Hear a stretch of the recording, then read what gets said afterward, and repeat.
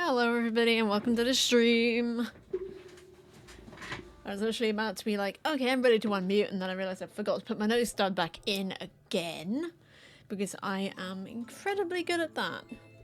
I am incredibly good and very well prepared today, which is why I only just removed the cap off my webcam and turned my key light on and turned my backlights on because I am extremely prepared and ready to stream today. Hi. I didn't realise it was 2:15 and I'd done none of these things. Oh my goodness. Alright. How's everybody doing? Well, Hogman, I see you. Solidarity. Hope you're doing okay. Enjoy your lurk. Trying some Humanity Iced Earl Grey without the ice. Probably should have added ice, except it's still winter technically, so I didn't really want to do that, but it's nice. But yeah, at some point today we are going to be looking at the games that were featured in the Latin American Game Showcase last year, which I have been meaning to do for a while, but I still have the list, so we can do it. We can do it. It's going to be a lot of good games in there. A lot of good games. Mixture of punk, mixture of cozy, but all Latin American. I can't wait. I'm also going to be doing my nails, and at some point I'm also going to pause to take a breath. But until then, I'm doing my nails. Oh my goodness, how's everybody doing? I am bloody exhausted. Oh, and nail polish smells really bad.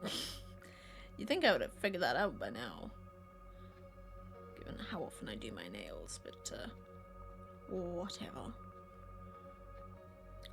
Yeah, went for gold today. I literally just stuck my hand in the drawer and was like, okay, whichever one I pick up is the one I'm doing, because I can't make decisions. I'm very bad at making decisions. Even the ones I think through end up going wrong. Which is fine. It's all part and parcel of life. But yeah. Sorry about cancelling stream on Saturday. My brain was just not in the right headspace, and I should have figured that out before going live. But mistakes were made. And learned from. I hope, anyway. That's the best kind of mistake, is the one you learn from. But yeah, going gold today. Gold is one of my favourite colours for makeup. Nail polish and eyeshadow, and I am... honestly, if I can, which I'm pretty sure I probably can because it's the 21st century, it's 2025, I must even find some gold lipstick. Not matte. I've realised that matte lipstick does not suit me. It just does not fit my lips. I have very small lips, unless I am, like, deliberately making them look big. I, like, don't have much of a mouth. Although anyone who's talked to me might disagree with that. But yeah, just gonna do a very chill, slow stream today, where we just ease into it and eventually look at some games, and I'm gonna try and not make my throat really sore in the meantime. However, I do have some Strepsils on hand, just in case, although honestly, they don't do much. They don't do much to help. They really, really don't. I'm gonna turn my music up, because I'm on headphones. No connection issues for audio. But yeah, going gold. I'll do one hand at a time, I think. Excuse me? Did anybody else hear that? I think it might have been the postman. Ooh, just assaulting my own head. My hair is...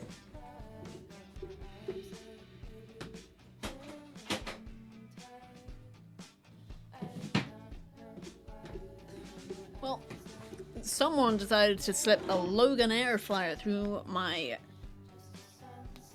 letterbox at 2:30 PM in the afternoon for some reason. The last time I was on a plane was 2017.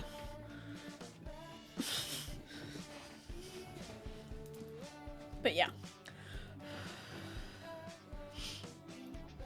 Getting back into the swing of things, being home, it's really, really weird, and I was dreading it. I'm not dreading it quite so much anymore. I'm actually almost excited, because what I really want to do, and only worked out yesterday, is that I want to make honestly, if this is something I've brought up on stream before, and I'm acting now like it's brand new knowledge. Hi, welcome, you must be new here. Except obviously, you're not. That didn't make any sense. That made none of the sense. I tend to make decisions and then forget that I've made them. Which is why I suck at, it's one of the myriad reasons I suck at making decisions. But I am going, excuse me, to try and make this space, this flat, a place where I want to be. And the choices that were before me were make this place somewhere I want to be and never leave. Because I'm spending money, not like a huge amount, but enough that it doesn't feel like I'm making forward progress to make this place a comfortable place to be while I am here. Or just going balls to the wall and doing nothing but saving money and then living in this place that I hate without making it a place where I want to be. Those were the choices that I thought I had before me, but no, it's a combination. I've got to make this place somewhere I want to be, because then I will have the motivation to do the work that I need to do, to build myself up, to save up what I need to leave.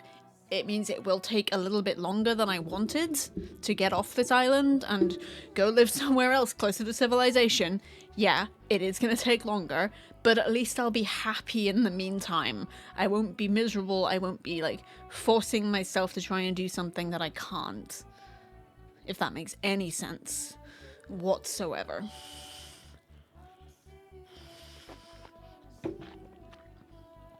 That's actually really nice. Right, so I'm trying to remember how I do gold, because this is not very thick. This is just glitter, which is fine, but it's more of a filler. So I'm thinking if I'm doing this, I won't need to do another coat of this. But then, how punchy do I want it? I want it quite punchy. Also, I need to find gold lipstick. I'm gonna look up gold lipstick, like right now, because I want to know. Does gold lipstick exist? It should. Gold lipstick. I want it. Give me the gold. Sephora. They're good. Sephora are good. Gold lipstick.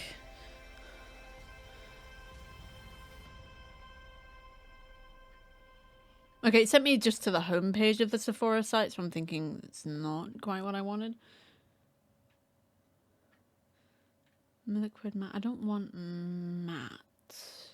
I can get gold lipstick on Amazon. I mean, I guess you can get anything on metallic lipstick. Metallic.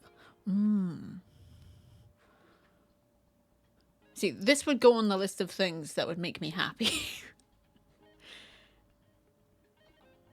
That's really nice. I can't show it to you because I'm not incognito, because I never remember to bloody do that.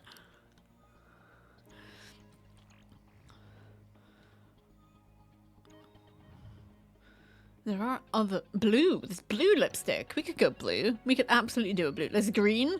There's white. Ooh, this is cool. That's 20 quid though. No, I don't think I want...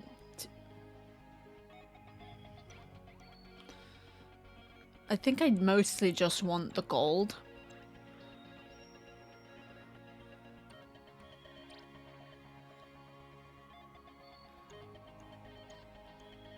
I mostly just want the gold.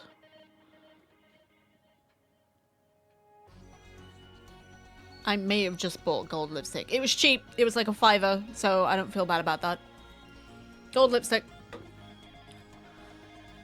But yeah, gold is like one of my favorite colors.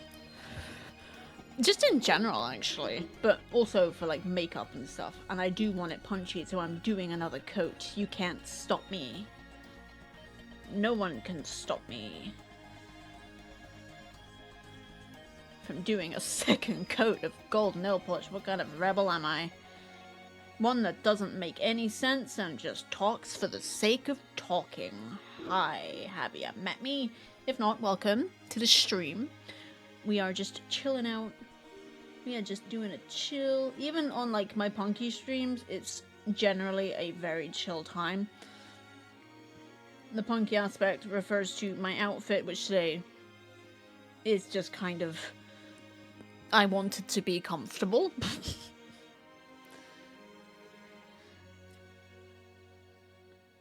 Also, I got this really nice faux pearl bracelet with a heart on it.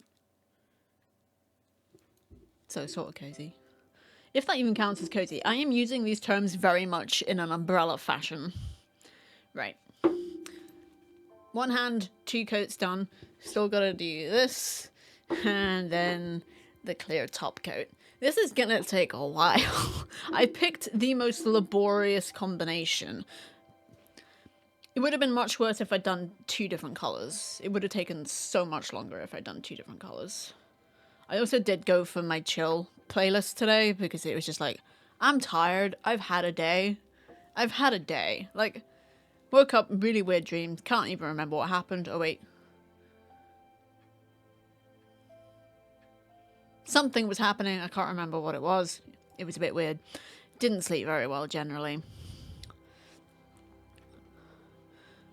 Did manage to record a video today, so I'm happy about that, but I started to feel a bit weird, so I was like, I don't really want to record another one because I'm feeling a bit weird. So I was like, oh, I'll pop to the shop and get some stuff that I wanted to pick up.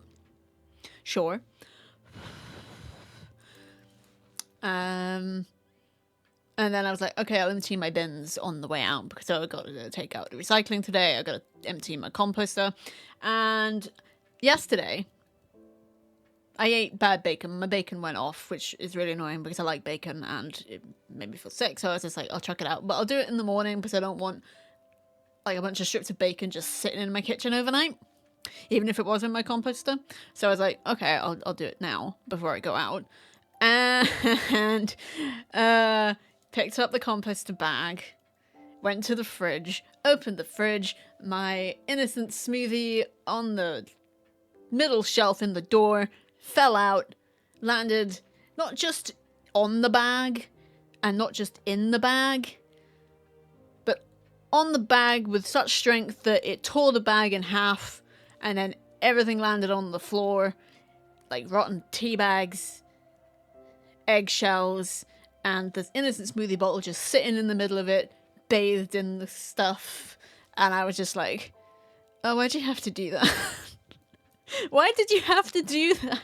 Because it's been my fear since I moved in. Almost, I'm trying to do maths unsuccessfully. 6 years ago, successfully, haha, take that maths. One of my biggest fears is that my compost bag would split, like when I'm taking it out, or like in my flat. And finally, after almost 6 years, it did, and it was gross. And I'm so glad I had rubber gloves on hand, and I was able to clean it up. But it was just like, of course, I had to clean up the bloody smoothie bottle as well. I had the smoothie bottle sealed, it wasn't an opened one, in my sink with hot water and very liquid, because I was just like, I just don't want to touch this when it's covered in like semi-moldy egg and ugh. No thank you. Don't want that. Don't want that at all. That sucks. That was gross. So that was fun. That was fun. And then when I went out, I discovered that we only have 2 big shops here, a Co-op and a Tesco. Co-op no longer sell J2O. At all. Not a single bottle. Not even the Spritz, not the apple and mango, and not the orange and passion fruit. None.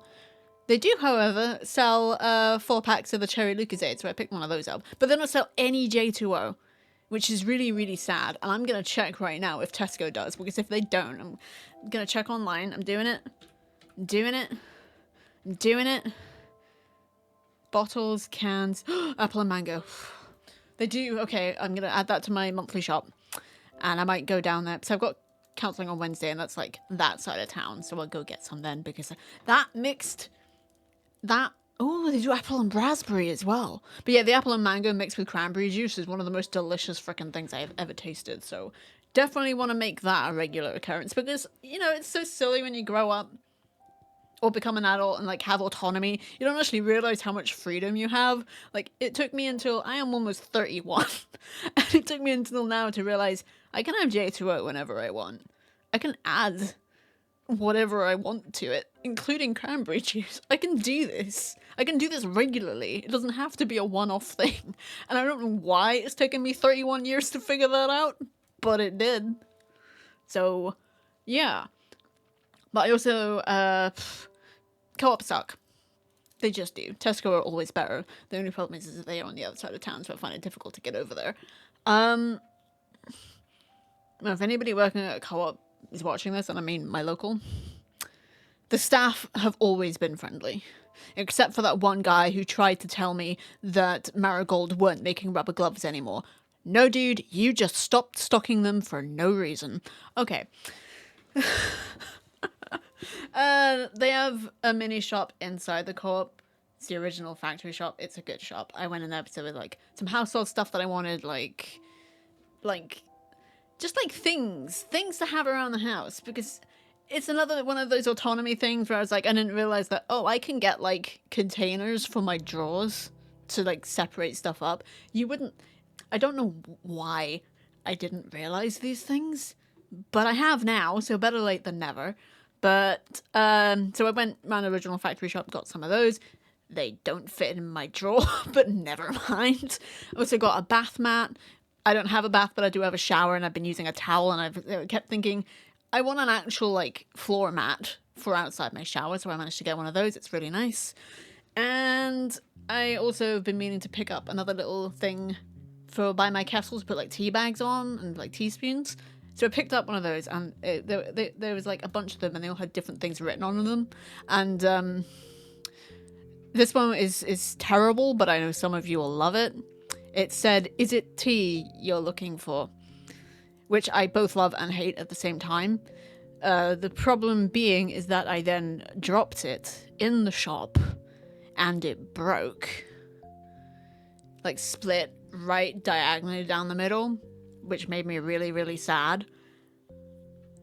Because it was the only one of that kind. It was the only one that had that horrible but lovable phrase written on it. Luckily, the woman in the shop was really, really nice, and I didn't have to pay for it. I absolutely offered, because boy, have I definitely broken things in shops before. And boy, have I absolutely had to pay for it. But they were just like, no, it's fine. It happens. So that was really nice. But I'm just really upset that I did break it, because it was, "Is it tea you're looking for?" is perfect. And I'm sorry, my eyes just keep itching. I am allergic to my own cats. Ugh. Also, there's a new cat in my neighborhood. I put a picture in the Discord. She did not give a shit about me. I was like, "Hello, you're beautiful." And she was like, "Yes, and?" Right. I'm gonna find a picture of cat. Cat! She's ginger and white, so she's probably crazy. But she was very pretty. And she did not give a shit about me. Cats, man. They're great. We love them. My eyes just keep itching. Don't know what I've done. I hope I don't use any of these fingers and accidentally smear nail polish on my eyeballs. That would be bad.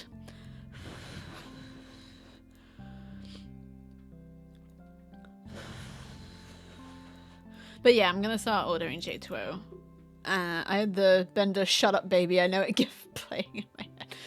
Oh dear. I'm gonna have to look that up because there's so much Futurama. And I probably would know it in context. Haha. Ha, yeah. Yeah.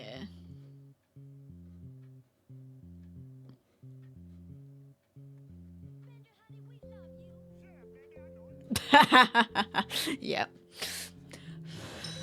Oop, all hail the ding. Oh, dude, thanks.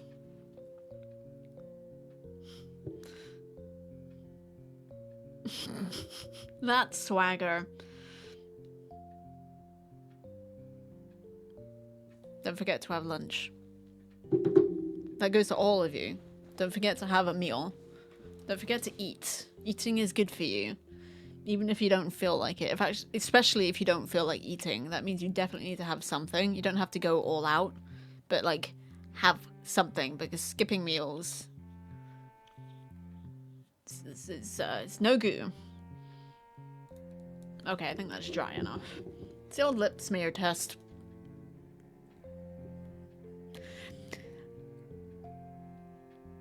I could have said something else. I should have said something else, but that didn't come out right at all.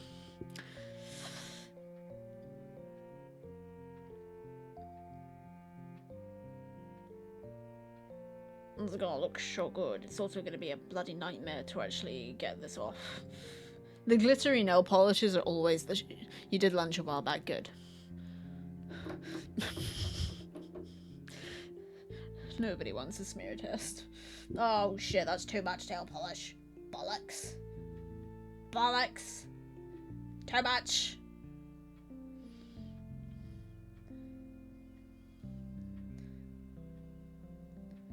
Yeah, the glittery nail polish is an absolute nightmare to get off. Even with aids. I need to stop talking. Even with nail polish remover, okay?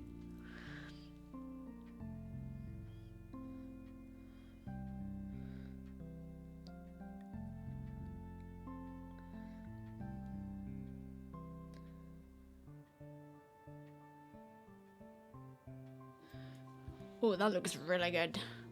Really, really... Well, it looks all smudged and smeared, but whatever.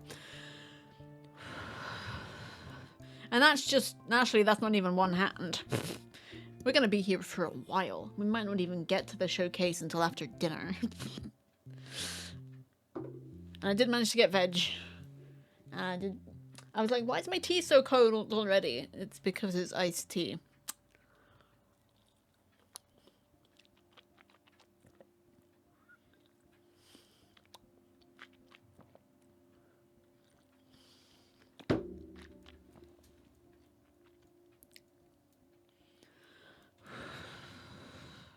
Okay, it probably won't take me long to do my nails. And I'm pretty sure this is meant to be like the super fast drying one. It's a liar, but it's supposed to be. And I didn't get an entire bag this time. I got myself 2 carrots because that's all I'm gonna need for the week. And I don't know. It's another autonomy thing. That's really bright sunlight back there. Another autonomy thing. I didn't realize I could just buy the veggies that I needed rather than an entire bag. I genuinely couldn't tell you why this is. Why I don't know, maybe it's just one of those inbuilt things where I feel like I don't deserve nice things, where I'm inadvertently making life more difficult for myself. But now I'm just like, fuck it. I only need 2 carrots. I'm only gonna buy 2 carrots.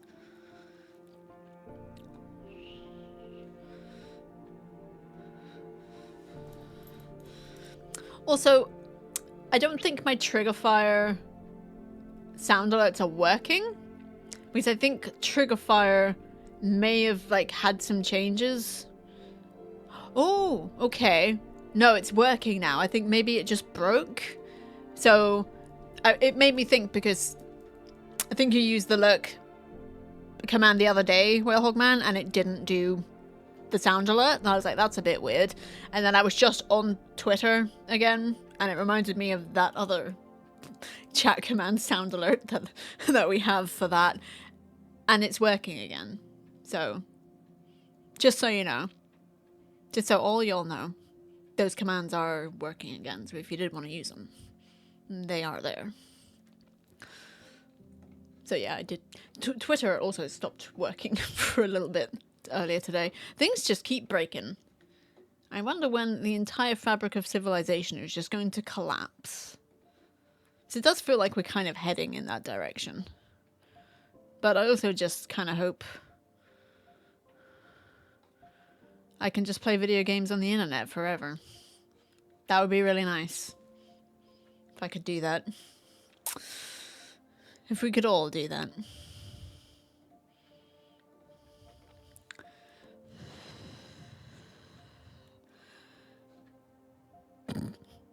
Like my latest short on YouTube doesn't even have a view and it's already got a dislike. I love the way the world works. It doesn't make any damn sense.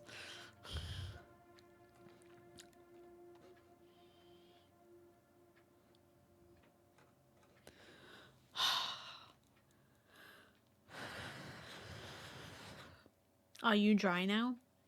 No. The lip something test? The lip... I don't want to say smear. I also might need to close my curtains.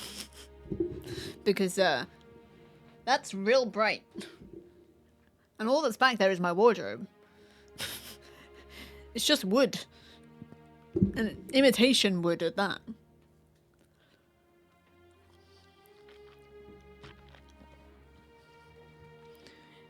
It would be really nice if our civilization wasn't hurtling towards some kind of collapse. That there was a way through it. What is this? That's what I don't like.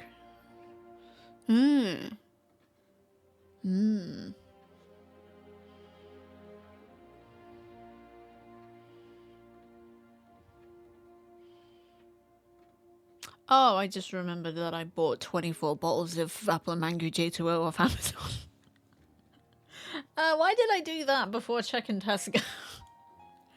Hi, I'm Sarah and I make impulsive decisions.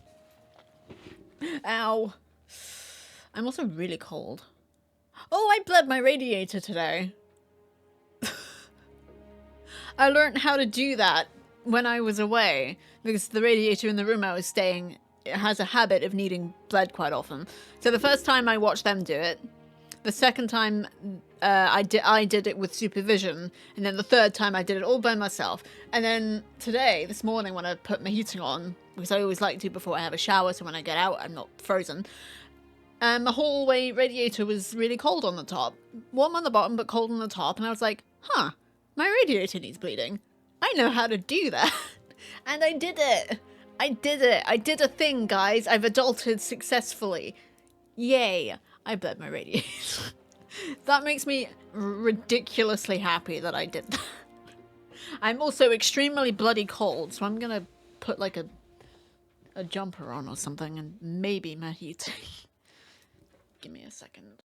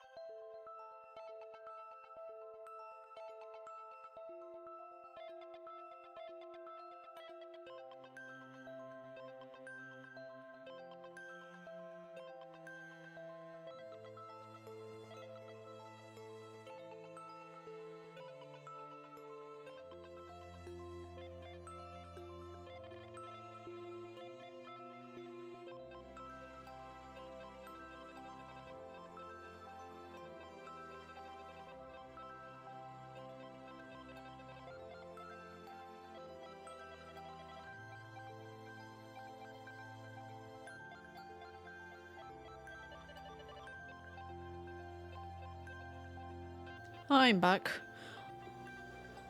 I decided to do both. I jacketed and heated because I am cold. It's cold today and having a cold drink was a poor choice, but it sure is yummy.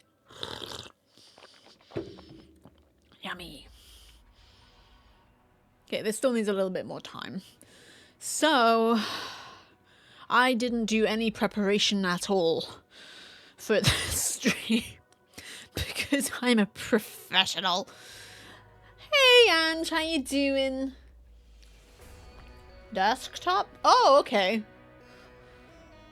I did a thing. I didn't, it must have, wait, I don't know what's happening. Okay, we're looking at games that were in the Latin American showcase. Ignore that. That's the Steam Visual Novel Festival. It's got nothing to do with us. Not today, anyway. Skydust is the first game. If I'm yelling, I apologize. I turned my music up so I can't hear me. Whoa! Love that shit. I do love that shit. Man, thank you so much for the 200 bits. I appreciate you. Ooh. Ooh. Skydust. Oh, wait, this is... I want to play this game. Why isn't this... What the actual fuck? Why isn't this on my wish list? What the nonsense is this? Skydust is set in a cyberpunk universe, taking place in a future where society has collapsed. Hey, we were just talking about that. Following a global disaster, and the lines between morality and ethics have become blurred. What do you mean has become? Kinda already are, my dude. But yeah, it's an action-adventure RPG action-adventure. Or adventure-action, I apologize. Said that the wrong way. It looks so cool. I'm really cold. Why did I go for a cold drink? It's so cold today. Spooky monsters. It's to be announced. Skydust is set in a cyberpunk universe taking blah blah blah blah blah. In this world, powerful individuals hire mercenaries to carry out various tasks, with data trafficking in the cyberverse being the most common. Oh, I like that punchy ass combat. That looks good. Players take on the role of a mercenary embarking on a transformative journey, impacting both their own life and the world around them. I really want to play this. Challenging combat. Enemies have a variety of moves and abilities, requiring each combat encounter to be strategic. Oh dear. That is not where I excel, ladies and gentlemen. Players will need to dodge, parry, and strike at the right moment. Oh boy. Oh boy. I'm gonna suck at this, but let's do it. Let's do it. Engaging gameplay loop. Skydust is a Metroidvania. I know a few people who might be interested in that as a concept. Where players progress through the main campaign, collecting money throughout their adventure. Money! I love that shit. This has been established. This money can be used to upgrade the character and participate in other activities in the game hub. It looks so good. I love this vibe. I hope there's character customization. Ooh, there's motorcycling! Cool. Cyberverse, the game is divided into two universes. The real world and the virtual world both collapsed after the global disaster. The characters have different abilities and skill trees for each of these worlds. Yeah, this is definitely on my hype list. Ooh, laggy lag. About the devs. Orbit Studio. Let's have a look at Orbit Studio. Can I actually... They did Ebenezer and the Secret in the Invisible World? Ooh, interesting. Interesting. I would not have pegged that. Retro Machina. I shouldn't be looking at these things because I'm supposed to be looking at that. I'm getting distracted. A distraction is occurring. Okay, next game is Bloodless, and I forgot back again because I'm supposed to, from what I did last time I did one of these overviews, I am supposed to put the link in chat so you guys can check out the game yourself. I'm also going to put this one in the Discord for anybody who is interested because it looks so cool. Looks so cool. My ear hurts. This is unrelated. If it was related, I'd be a bit more concerned. Right, next game is Bloodless. This one is on my wish list.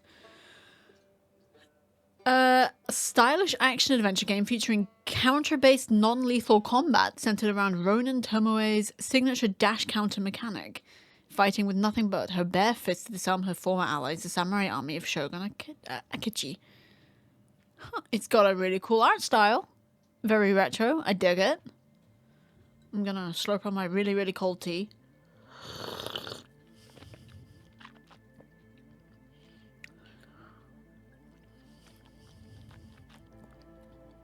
I really dig the vibe.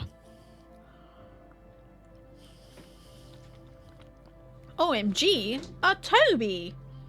Hello. You're gonna get scooped. You're gonna get scooped. You've been scooped, sucker. Mwah. He's been kind of a dick today, honestly. Stuck his claw in my leg while I was recording the video earlier today. And then when I tried to pet him, he scratched my thumb. Oh, yes, you did. You're very cute. You can't use that to get out of every single argument. Oh, I think you'll find he can. Look at the boy. The boy! Mwah. Have I embarrassed you enough yet? You're so handsome. You're such a handsome boy. This is how you keep getting out of fights. You're just too cute.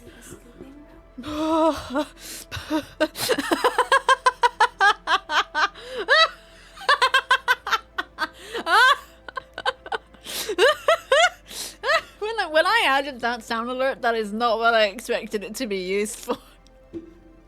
But that is now something I'm gonna ask Tobes frequently. Before I scoop him, it will be, do you want to see the scooping room? And after, as it has been for some time, it will be, you've been scooped, sucker! Can you dig it? But yeah, Bloodless. It looks good. Let's look at some more of this stuff. Thank you so much for the 10 bits, by the way. I barely played on stream, but do you mean volume-wise? I might need to do some edits, some alterations. Do you want to see the scooping room? I think I only heard it because my volume's like super... Why is that so quiet? I thought I turned all these up. I'm so sorry, that was so... Okay, I'm turning all of these up, including the air horn, and you fail. Call sign Charlie. Oh my gosh, call sign Charlie. Distinguished gentleman. Frank Herbert's Dune. Avo Banana. Sax solo. That's what on earth? Why are these so frickin' quiet? Doo-ba-doo-ba-doo. Doo-ba-doo-ba-doo-doo-doo-doo. The Swedish Chef, just in case you were wondering. Well, you're a nerd. But you don't actually even need any of these sound alerts. I'm doing them all for you. Witness! Worst advice ever. Okay, done. 100%ed volume on all of them. Channel points. 100%, 100%, 100%, 100%. Oh, wait, I should be doing these. Hello, Santa! It's me, Santa! I don't remember the actual whistle thing. It's been so long. Beans! FBI, open up! Perfect. Can't do that one. Toby! Brain. Relax. Don't do it. And, okay, yeah, they're all 100% now. Okay. You just saw all of that because I'm sharing my screen. Hi everybody, I'm a professional and I know exactly what I'm doing at all times. Luckily that was just my sound alerts. Pretty sure my home address ain't on there. Although knowing me, yes I am. I didn't share anything I shouldn't, did I?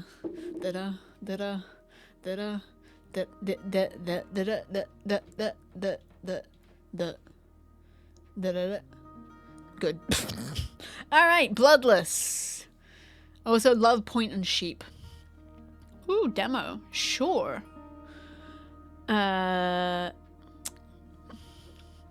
It's the most fun you can have in a Sekiro-style game without drawing a single drop. Ooh. With striking visuals and distinct non-lethal combat, Bloodless stands out. Bloodless is a good name for that. Bloodless still manages to be an overall fun journey of finding an end to violence. That's nice. Bloodless is a retro-stylish action-adventure featuring counter-based non-lethal combat staged in the atmospheric lands of Bakugawa. Help Ronin Tomoe to confront the ghosts of her past and to end the reign of violence of Shogun Akechi, her former master. There's quite a lot of information here. Let's do it. Let's do it. Oh, it's Brazilian. Cool. Or it just won the best game in Brazil. Tomoe has sworn not to take another life and must instead just disarm her enemies. Use a combination of counters and disarming key attacks to defeat the Shogun's army. Find your own fighting style by making use of special key techniques that allow for unique combos, as well as enhancements from crests and herb infusion. I was just thinking how well I was doing reading.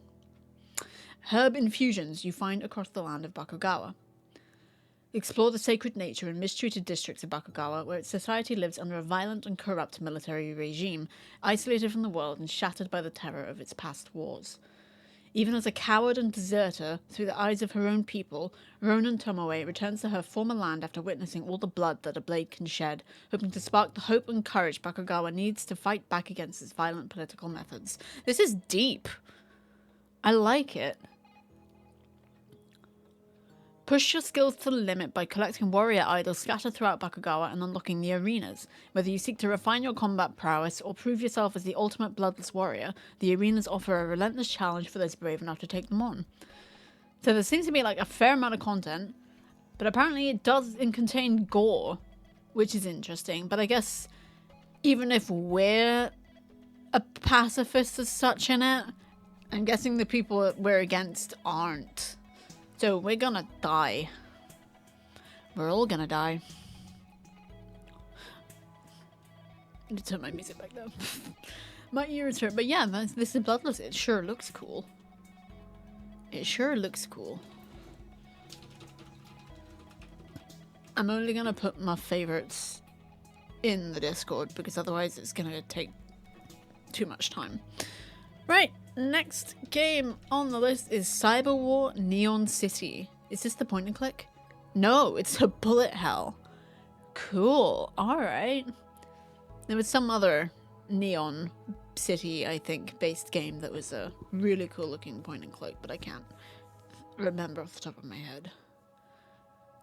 Oh my goodness, my joints, my thumb, ow. It was really sore for some reason. Explore a cyberpunk universe where monkeys rule. Challenge the fearsome cyber monkeys as you take on the role of a hero armed with a living shark weapon. I mean, don't have to tell me twice. That sounds dope.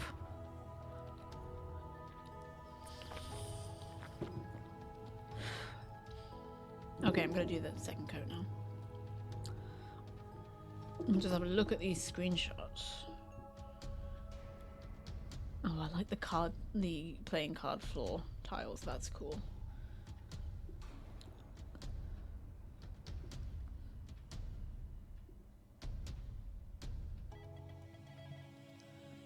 This all looks dope as heck. So I'm really trying not to get completely distracted by doing my nails. Don't know that that's working. Oh, it's actually available now, is this? It's in early access still, though. Be part of the cyber era by adding the game to your wishlist. I'll think about it. In a world taken over by cybernetic monkeys, humanity seeks hope in the form of a clone that is reborn after each defeat.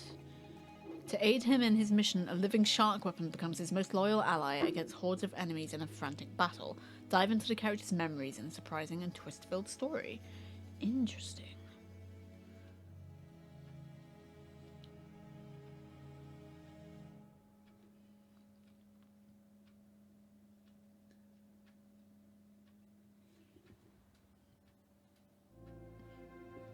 Lunar eclipse for us on Saturday. Ooh. Ooh. That'll be nice. I keep missing everything that goes on in the sky. It's like Northern Lights. I don't think I've ever seen them in the 20 years I've lived on this island. And here, they're fairly common. I saw a shooting star once last year. It was just such a nice thing to just randomly see. It just made me really happy. Wish I had a decent lens to capture it. Yeah. You might be able to get like an app for it or something on your phone. I looked when there was a solar eclipse in the middle of the country that I was not in the part of. Yeah. Cute Toby. It's being cute. A different hero. To become a great hero, Printer, a newborn clone, and his shark weapon Blue, which can shoot any type of projectile, will face great challenges on each floor of a building taken over by cyber monkeys. Face dozens of enemies, cybernetic monkeys, robots, androids, and genetically modified animals. Use your combat skills, enhance your abilities, rely on the help of trustworthy allies, and explore a wide range of distinct projectiles. There was one last year, so I googled to see when the next eclipse would be, that I could actually see. There's a woman I follow on YouTube who lives in California, I think. She's like a huge like aesthetic interior design person, but she did a video on the eclipse that they had last year. That was it was really cool.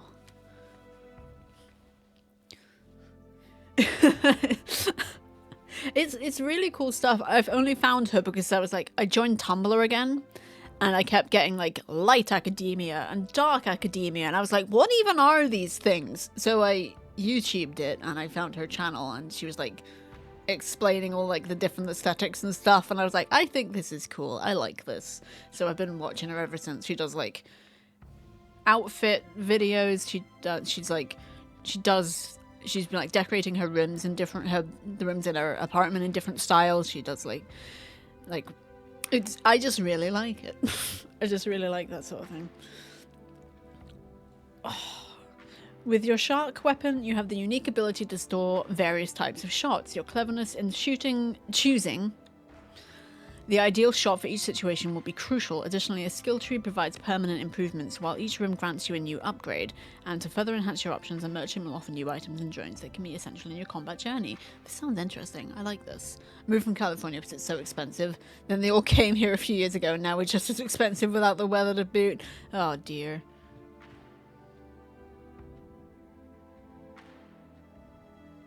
Tobes, I'm gonna try a thing, and you're gonna be good.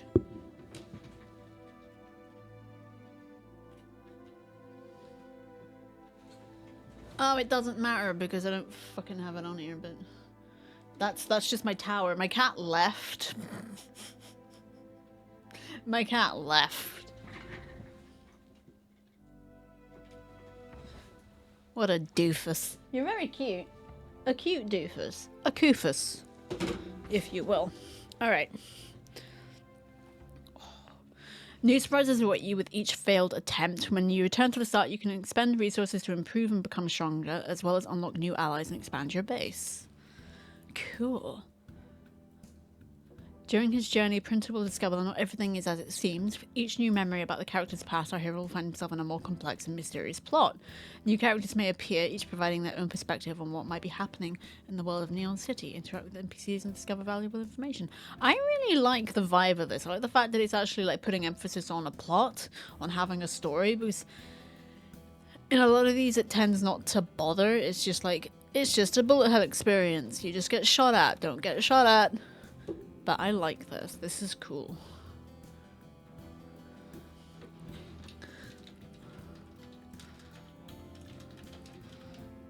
So that is there for anybody else to check out.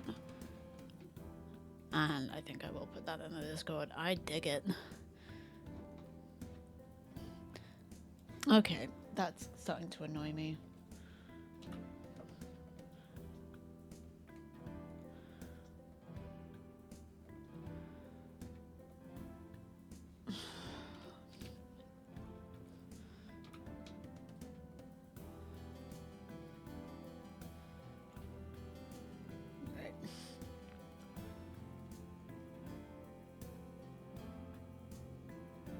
I just don't really want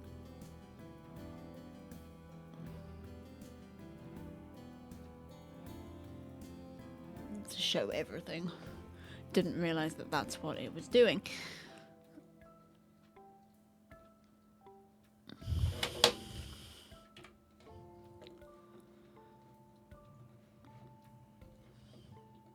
Right. The next one has the wonderful name of Dagger Froggy.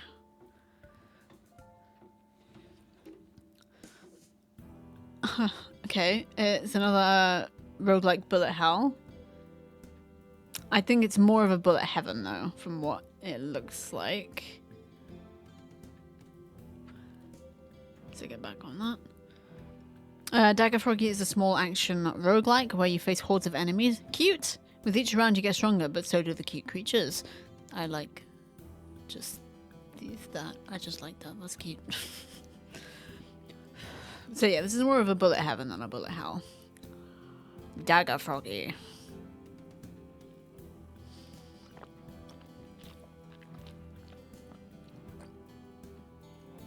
Ooh, grab that. Thank you. Dagger Froggy is a small roguelike with very simple gameplay. Throw the dagger at enemies and retrieve it to defeat the next one. Ooh. And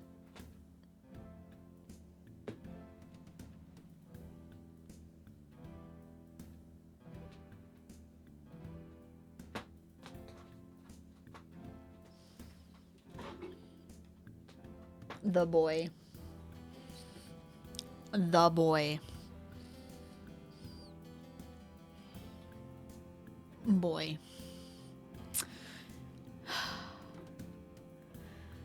Try to survive for 10 minutes in creating incredible builds. The further you get, the more difficult enemies appear. At each end of the horde, you choose between 4 improvements, which will help you survive. Oh, so it's wave-based. Interesting. There are 30 base improvements which combine with each other, making incredible combos. We will be stopping for an ad break relatively soon. I just want to get to the end of this. When you maximize an improvement, you release a special. Each special is unique and has effects that can improve your character or the daggers. This art is so cute. Each little frog has its own skill, so you can start with 2 points of some improvement, in addition to each one having its own unique style. Each scenario map has its own style and can be unlocked as soon as you win a match on the previous map. So there's progression, love it. With the coins that fall from enemies and those you earn after finishing a match, you can unlock improvement points, so you can start with some improvements. Nice. It definitely seems very simple. And it's not very expensive either. And there is a demo available. But yeah, so that's Tiger Froggy. Very, very simple and very, very sweet looking.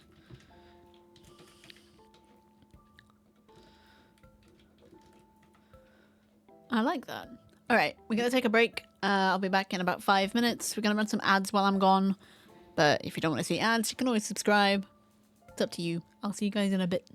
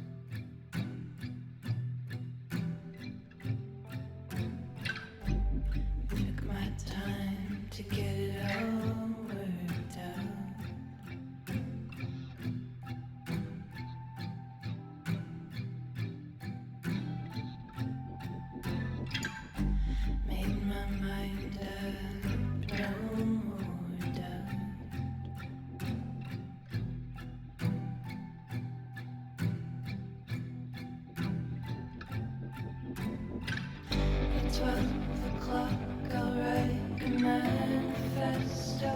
It's a way to go, and maybe they will find my bones, and maybe they will know I'm not afraid to die. I'm not afraid to go away. It's just a blinking of an eye, the culmination of today.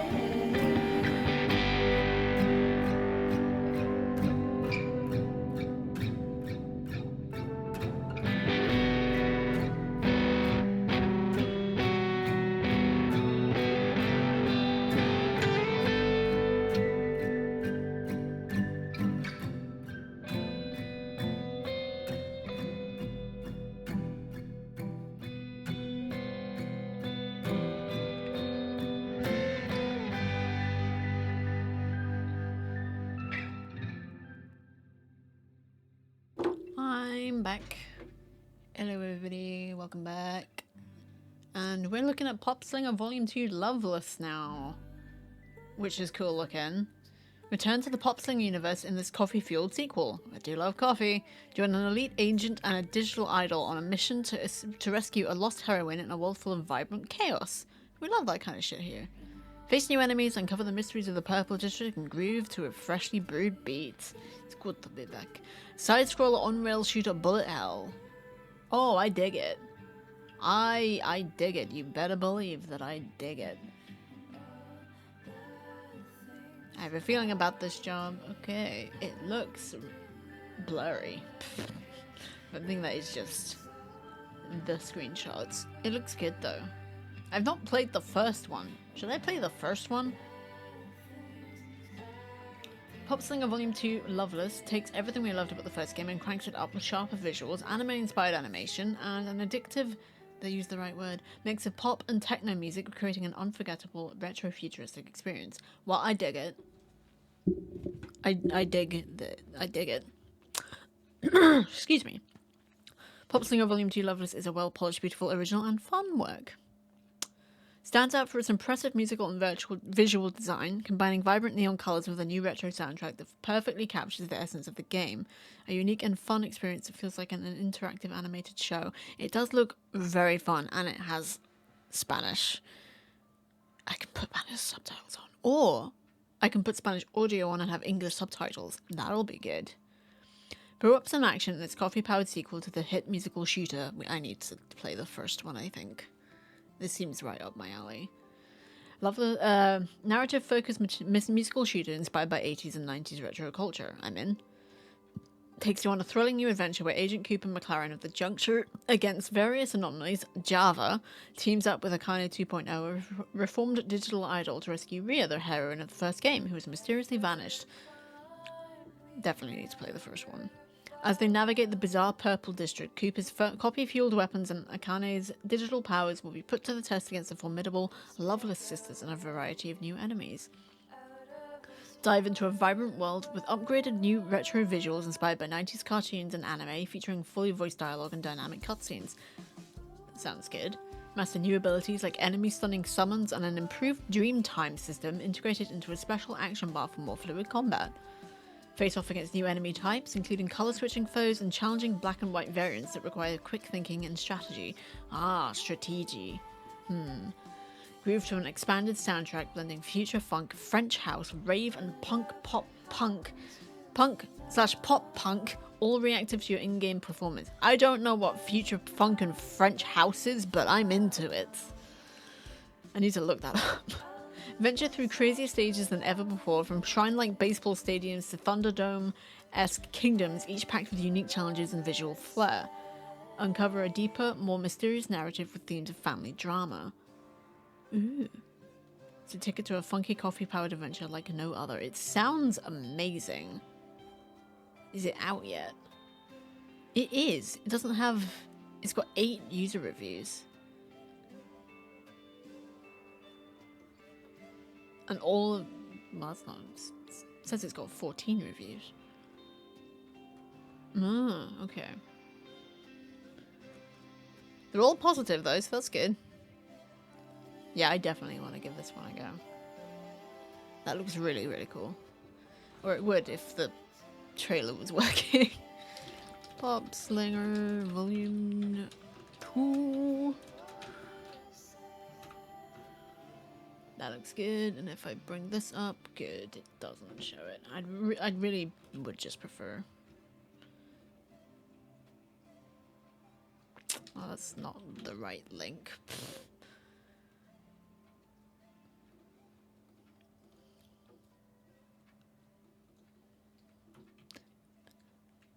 That's why it wasn't working. So it still had the review thing in it.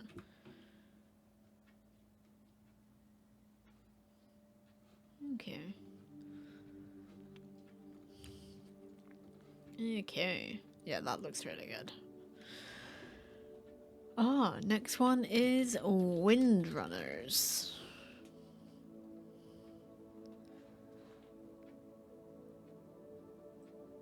An action roguelike bullet hell shoot 'em up, which also involves flight. Ooh, it's side-scrolling. Windrunners is a roguelike side-scroller with intense aerial combat. Take on the role of a rebellious Ishma pilot battling against the oppressive forces of the realm in the Zera Ignis system. With challenging bosses, ever-changing maps, and fast-paced gameplay, every run is a fight for freedom. This looks really, really cool. All of these games look really, really cool so far.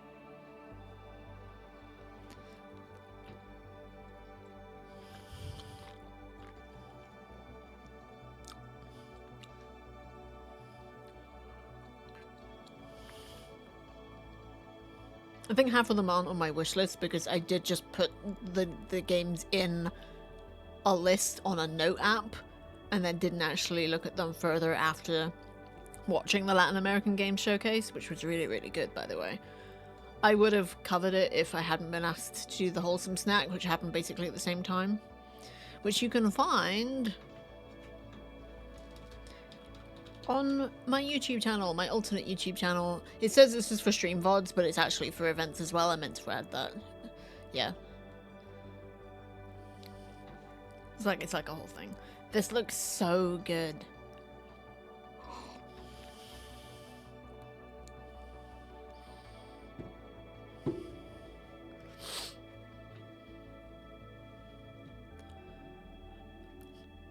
I think I had a dream.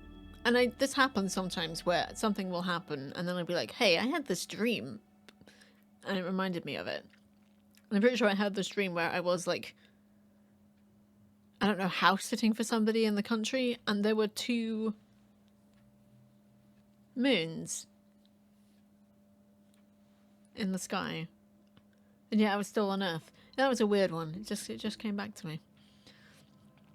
Windrunners. For centuries, the realm has used fear and its military superiority to keep the Zera Ignis system under control, but a group of rebellious Ishma has risen to fight its tyranny. With their superior aerial combat skills, the Windrunners will bring freedom to all who live under the shadow of oppression. Choose one of the Windrunners, each with their own playstyle. Okay, so there's multiple player characters. That's good. Gives some variety.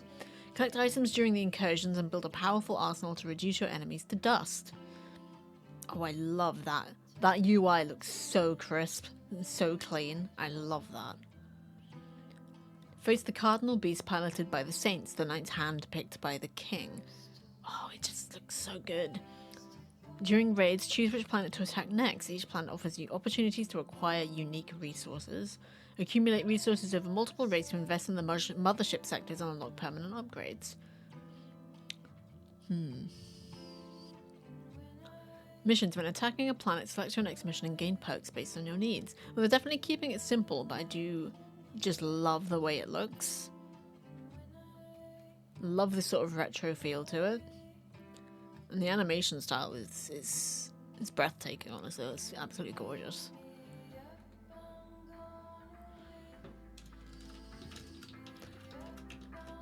Stick that one in the Discord too. If you'd like to join our Discord, it is... I forgot to change it again. It's under a chat.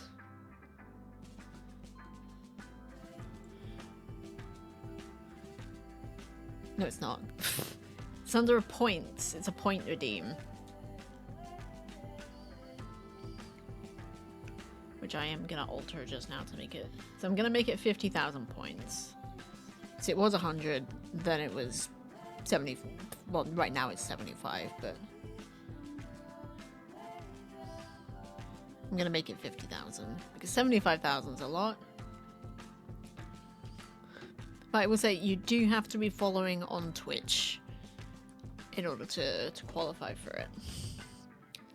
Right, did I put that in there? I already don't remember. No, I did not.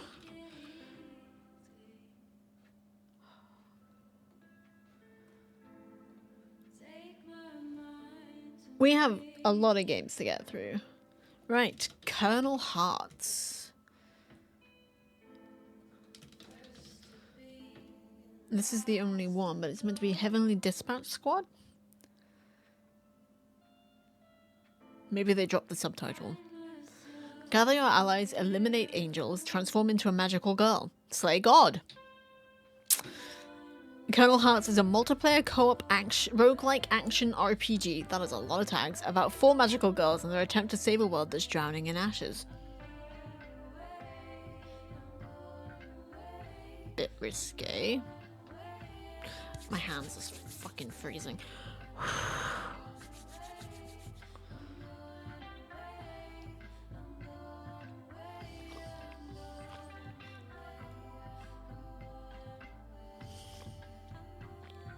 You're finally awake.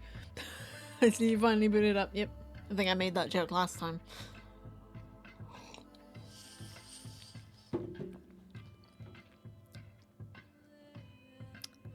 This, I dig it.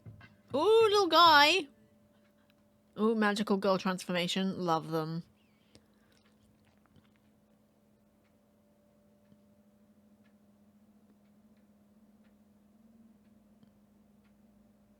Yeah, I definitely want to give this a go.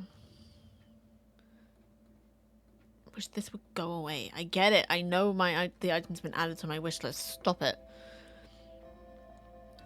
It looks really cool. I would definitely want to play this. And apparently it's similar to Children of Mortar.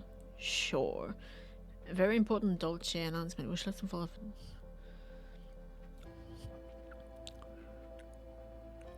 I'm trying to go for a chance to join up. Nah. I'm very particular about the Discord servers that I join. Colonel Hearts is a unique blend of action RPG and roguelike elements with multiplayer co-op. As part of the Mahou units, if U stands for unit, I'm going to be really annoyed about this. You are tasked with climbing the Tower of Babel, eliminating the angelic creatures in your path as you dethrone God and save a world drowning in ashes. Okay. What if I don't want to dethrone God? Mix and match your attacks, spells, and movement with unique powers during each run to unleash devastating combos on the enemies you encounter. Punch biblical monsters in the face with up to 4 friends. Each level culminates in an intense boss fight against the domain's guardian.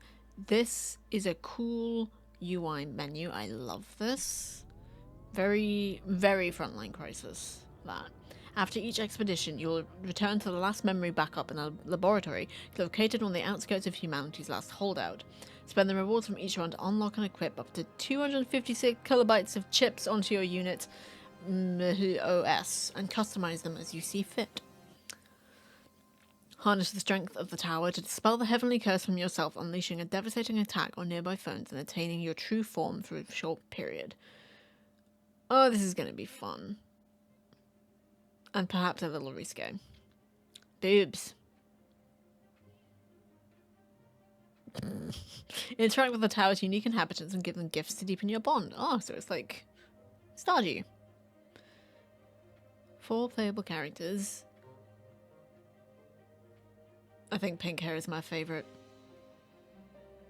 Yeah, pink hair is my favorite.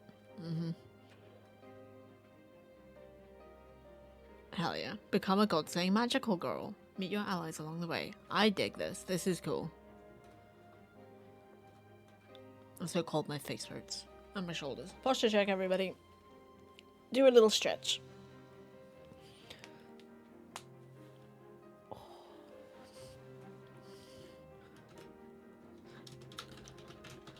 I don't really know why it's called Colonel Hearts, because it's just, one, making me think of the rank, which is not how you spell that, although it's how I thought you spelled it when I was, like, 7. And then popcorn kernels. It's making me think of popcorn kernels. Shipping is the next game. It's a cute, casual, cozy, colourful adventure.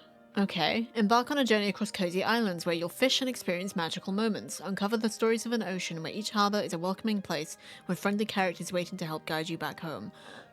So it's like Dredge, but without the cosmic horror. Which I can potentially be into. You know I do love a life sim with a cosmic horror, but I can also do life sim without cosmic horror, theoretically speaking. Maybe have we actually put that into practice? My hands are so cold. My hands are so cold. And I can hear you now. Sarah, go put some gloves on. Good idea. I'm gonna go do that. Oof. So cold. Ah, cute Toby.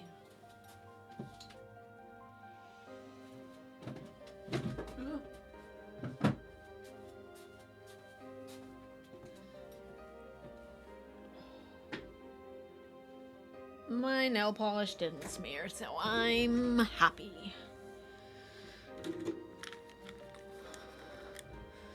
This is cute. I like this a lot. Embark on a cozy journey in Shippin's world. Take on the role of Salva, a lost sailor driven by a desire to uncover how he arrived in these uncharted seas. Uncover the heart of the sea one island at a time. With only your wits, your fishing rod, and a bit of luck, you'll set out to help the residents of each harbour you visit and find the way home. Share stories during your trip. Ooh. Great, I'll just prepare for the worst. You're on fire. Oh wait, maybe that's not fire. I think we're lost. We're not lost, we're just creatively navigating. That's a great way of putting that. Share stories and secrets of their world. Choose to listen, respond, or let the mysteries unfold in silence. Disclaimer, there are jokes in this game. Okay. Use all your equipment to help the harbour people.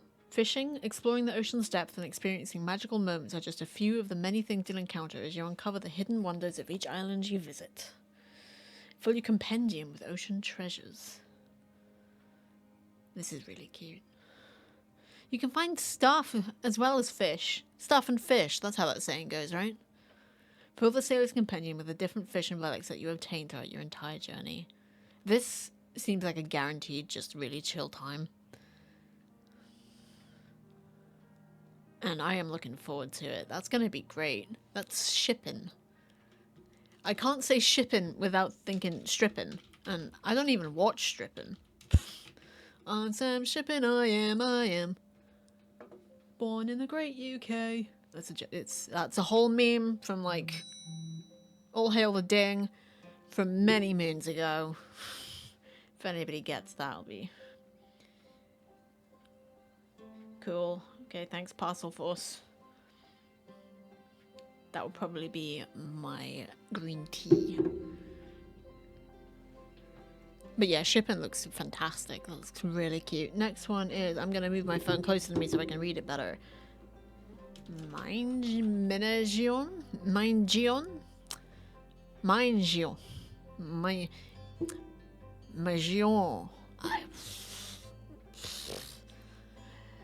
Renegades. It's an action-adventure RPG action-adventure. I wish they wouldn't do this. It's I get why they do, it's just confusing. Descend into planet Pymo in Mingion Renegades, a chaotic multiplayer roguelite where you choose your renegade, delve into the Mingions. Oh, dungeons, Mingions. I get it now. And battle unique enemies across diverse biomes. Fight, gather, improve, and die to uncover the secrets of Pymo and New Olympia. So it's sort of like a bullet heaven? No, I don't think it is. It's resource gathering and killing. Similar to Borderlands 2. Okay. Mingion Renegades is an action roguelite focused on resource gathering set on the mysterious planet Pymo. As a part of a group of cosmic renegades, your mission is to explore dangerous deep dungeons, either solo or with friends, to extract valuable minerals while facing hordes of enemies and uncovering hidden secrets. Each run offers a unique experience with procedurally generated dungeons and ever-changing challenges. Upgrade your skills, discover legendary weapons, and face formidable bosses alongside your companions. Okay.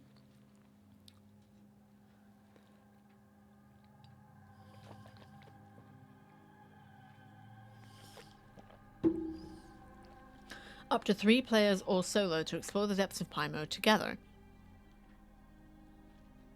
I feel like they could have rephrased that because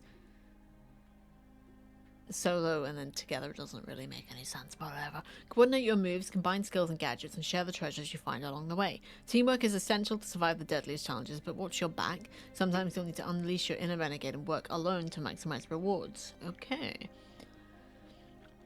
You'll find gadgets that will transform your playstyle. These gadgets, like grenades, energy shields, combat drones, and more, offer a variety of upgrades to aid you in battle. Some gadgets have offensive effects, while others provide defensive abilities. Each gadget can be the difference between life and death on Paimon. Okay.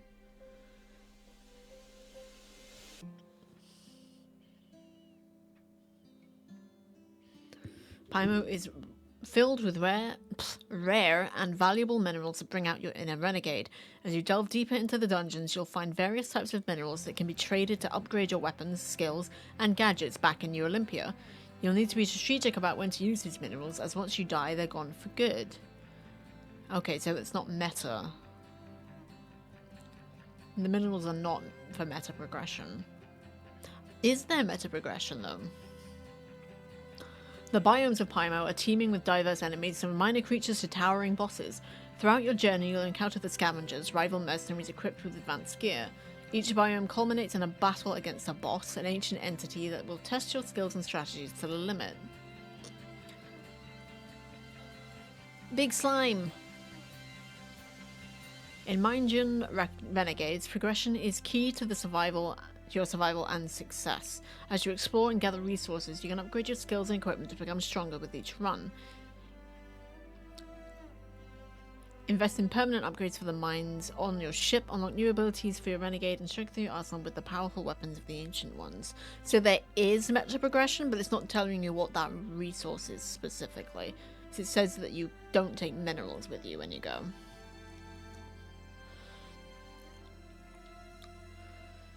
Choose from 4 unique classes, each with its own abilities, weapons, and playstyle. From the resilient tank to the deadly gunslinger, each class offers a different experience in combat. Upgrade your character throughout the game and unlock ultimate abilities that can turn the tide of battle. Find your role within the team and combine forces with other renegades to maximize your chances of survival on Paimon. Get ready to dive into the universe's most dangerous depths with your fellow renegades. Forge your path, gather power, and survive the impossible. The chaos of Paimon awaits, filled with relentless enemies, ancient secrets, and epic loot. Do you have what it takes to emerge victorious from the mines and become a legend? Add Mindjun Renegades to your wishlist and join the adventure of the Cosmic Renegades. The fate of the galaxy is in your hands. It says we can play solo, but it's also like teamwork. So does that imply that even if you play on your own, the other 3 players will be there, like, AI? Like, controlled by AI? It looks fun, though.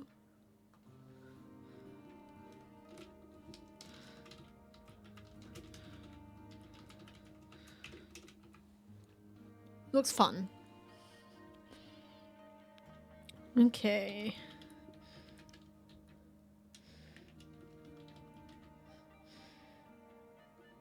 Project Timmy Sasha's Curse is next. Action adventure 3D rhythm collectathon. I love the look of it. I absolutely adore that vibe. I'm not good at rhythm games, personally.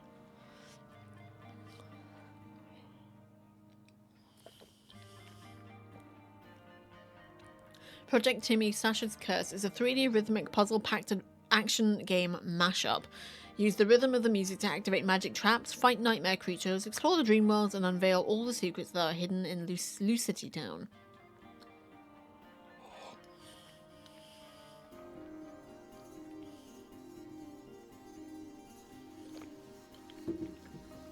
Interesting.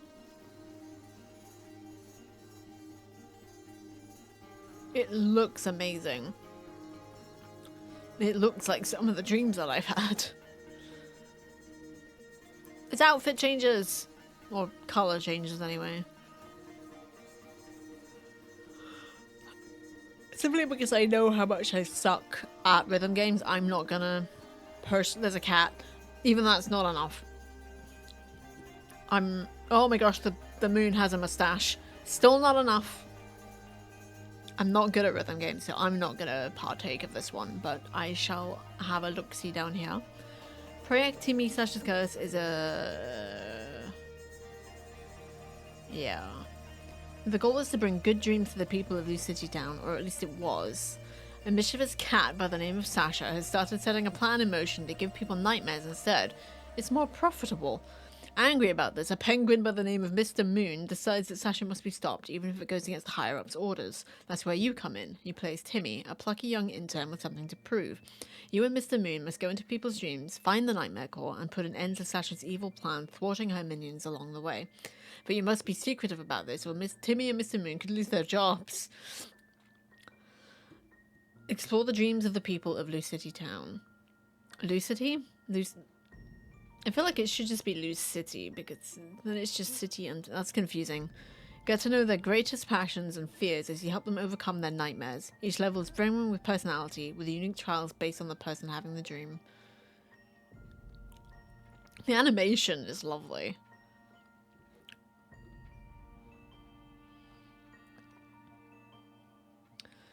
Time your attacks to the rhythm of the beat. Enemies move to the song, so as you get down, you can also lay down some traps. Enjoy an energetic chiptune soundtrack filled with tunes you can relax / vanquish nightmares to. Project Timmy Sasha's Curse is about tight gameplay. Explore beautifully imaginative worlds, make your way through mind-bending mazes, and skillfully set traps to catch your enemies. Obtain new abilities and battle challenging bosses that will test your reflexes and rhythm skills. Each of the Nightmare Realms is guarded by a challenging boss. Learn the patterns, find their weaknesses, and beat, get it? The bosses to cleanse the nightmares and save dreams everywhere from Sasha's Curse. Discover and fight a diverse set of nightmare creatures that inhabit the Dream Realms. Walk, run, swim, and slide your way through the levels, collect diamonds, find the secret books, love books too, still not enough, and clear each level by finding the golden puzzle piece. Solve puzzles, play musical minigames, find treasure, and uncover all the secrets hidden within the Nightmare Realms. Obtain new abilities to aid Timmy to defeat nightmare creatures, finding hidden treasure and solving puzzles. A lot of these points did just sort of repeat themselves in a way. Like, I feel like these didn't actually seem like separate points.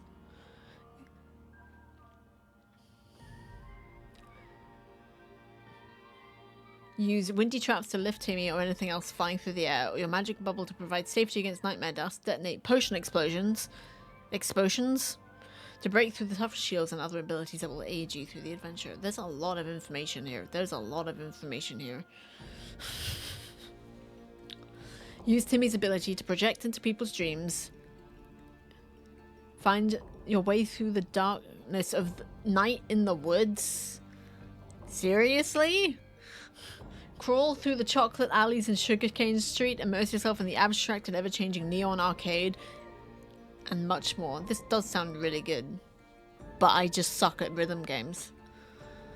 Each of the Nightmare Realms is guarded by a challenging boss. Learn the patterns.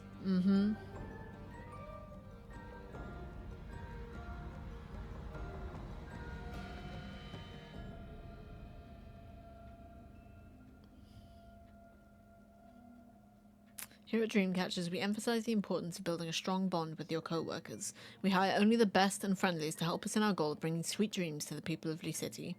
There's Timmy, a plucky young intern whose goal is to rise through the ranks of Dreamcatchers. She's quick-witted, energetic, and intelligent. She believes that work isn't work if you aren't having fun while doing it. I can get behind that. Mr. Moon, described as a bit of a grouch by his co-workers, but those who really know him know that he's always well-meaning. He has grown a bit cynical over the years, but he always strives to keep the business of dream making pure, even if it could cost him his job. Dr. Mary is a dog. A bit shy but very smart, Dr. Mary is an expert on all things magic and powers, and shows Timmy how to use them when she gets a new one. After seeing how Sasha is ruining dreams, she can't sit back and take it any longer. She joins the crew to help put a stop to her nightmarish plans and maybe to help build her confidence as well. It's definitely like something like it's cute. It's got backbone to it. I'm just not gonna play it.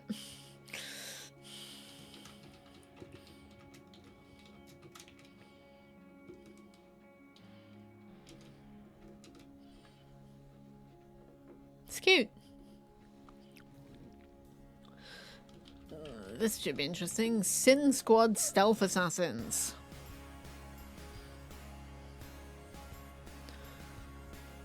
Whew.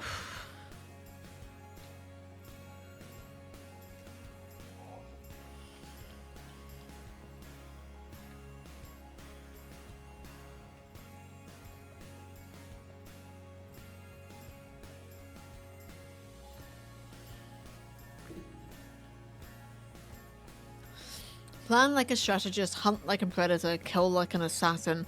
Master 7 deadly assassins with unique abilities in the twisted world of Sin Squad Stealth Assassins. A third-person stealth assassination game, if stealth and assassin hadn't been mentioned enough yet. Use dozens of stealth tools to infiltrate a doomed city and set it free from the inside. Messy.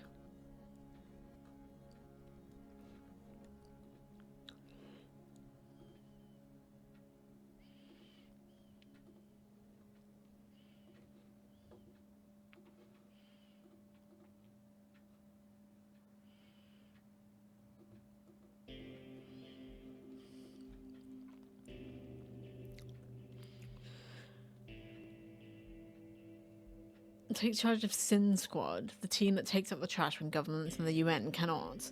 Stalk your prey, survey the environment, and plan your next moves. You're outnumbered and outgunned, so you gotta make sure you to know what you're doing. It's very stylistic. Sort of like... Was it Frank Miller?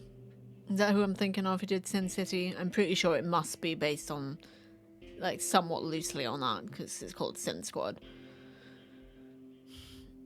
Stealth your way through the streets, parks, warehouses, squares, bad neighborhoods, buildings, alleyways, subway, labs, and who knows what else while exploring this forsaken place. Use a huge variety of tools to silently fool enemies and carve your way forward with deadly creativity. Yeah, it's definitely giving me like Frank Miller vibes in its presentation.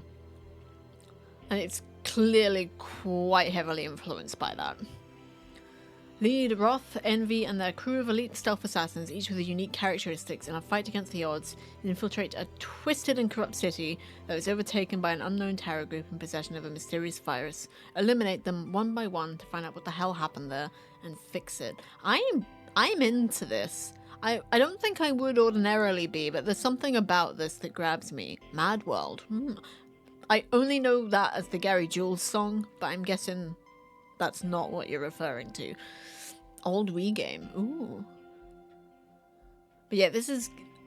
I dig this. I want to give this a go. I don't think I'll be good at it, but I want to give it a go. For sure. Oh, my neck just clicked. Sin Squad. It sure looks cool. And I'm glad it didn't have, like, an overwhelming amount of information for me to read.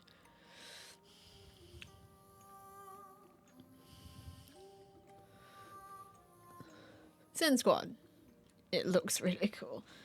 Oh, this will be nice. Cozy Dungeons. I can't spell. It's fine, though. Cozy Dungeons. This is a difference. Explore deadly dungeons, clear them out of enemies, and renovate them in cozy dungeons, a one-of-a-kind adventure interior design game. Well, I'm into this too. See, there are two different sides to me. There's the one that really just wants to rearrange furniture, and the other one that wants to slice your throat.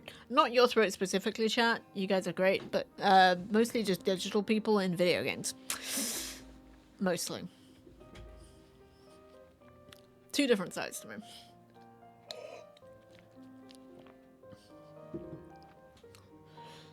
It looks really cute.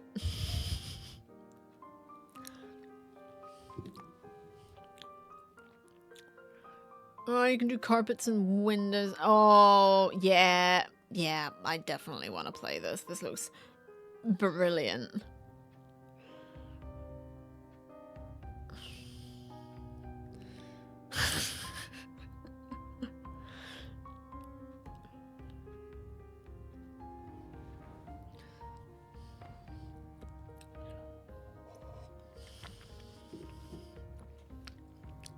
I'm gonna let the trailers play and the screenshots run while I rest my voice a little bit and do my nails.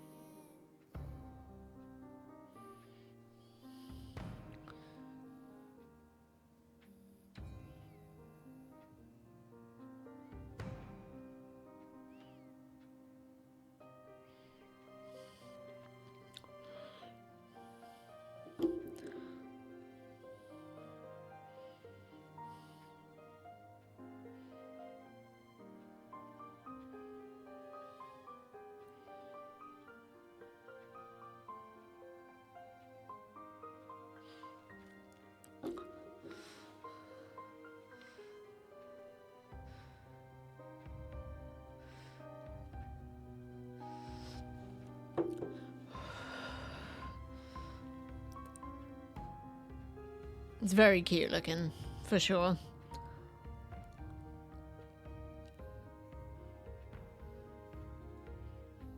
Some soda.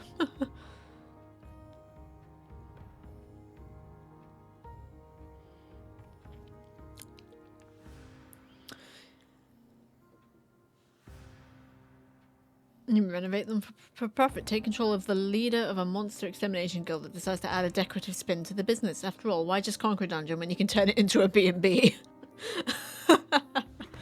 Make your way through dungeons full of devious puzzles, vicious enemies, and lethal traps. Use a variety of tools that will help you in exploration and combat and keep your wits about you. They might just give you the edge you need to survive. Every dungeon you visit belongs to a client, and they want to see it looking brand new. Build new furniture, clean up garbage, change the walls and floor, sell broken furniture, and much more. Once you're all set, let the gold roll in. I very much dig this. Customize your guild. You can spend your hard-earned gold to decorate and expand your guild however you want. Improve your character, buy new blueprints, meet new friends, and more. The sky is the limit. Cozy dungeons. I dig it.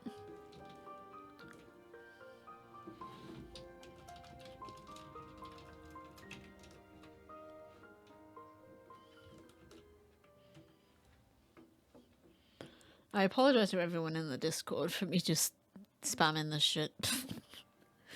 Some really good games. I'm not even putting all of the games in the Discord. Next up is Motor Slice. Oh, I remember this one. Parkour through the ruins of a megastructure, climb massive bosses, and hunt down every construction equipment in this slice of life action adventure with immaculate vibes. It does seem very cool.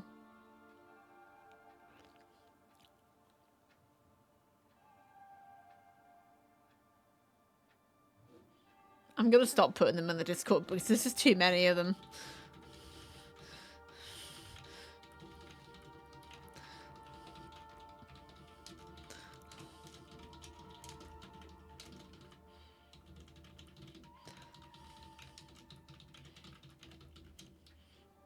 There's just too many of them.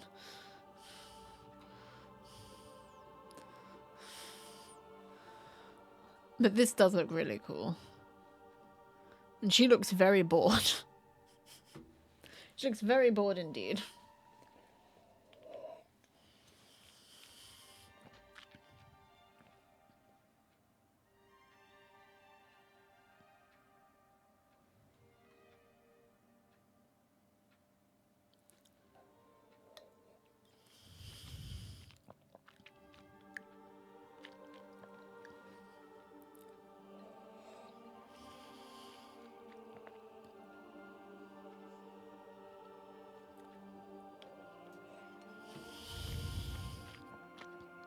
How ironic that we've actually got Shadow of the Colossus music playing right now.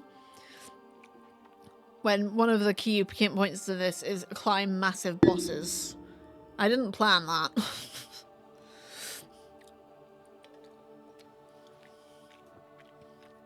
That is not the thing that I planned.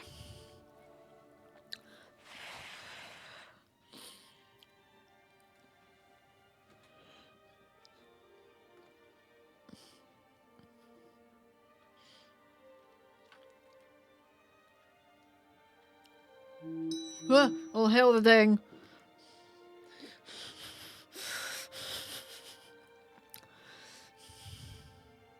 Oh, I need to stretch. Another stretch break, folks. Posture check and all that. Roll your shoulders. And your neck if you need to. I love megastructures as a vibe. I find them endlessly fascinating, and I definitely need more video games with them. And this seems like just really cool because you got the sword play as well. So it's sort of like the Surge, but less annoying. I do actually own the Surge, I think. Not played it, but it's a Souls-like, so I'm sort of a little reticent, shall we say. All hail the but no. Yes.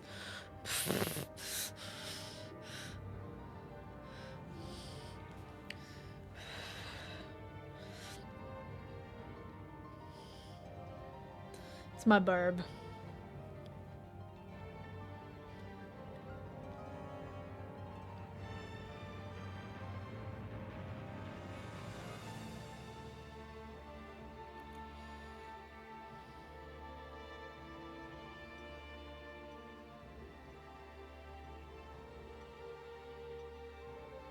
It's my burb.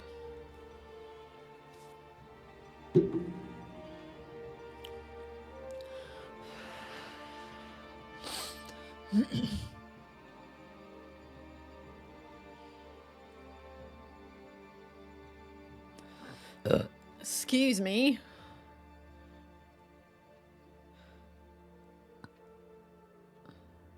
I wonder what the soundtrack's gonna be like for Motor Slice. I'm not sure why it's called that. I guess it's because our sword is sort of like a saw blade, like a chainsaw blade.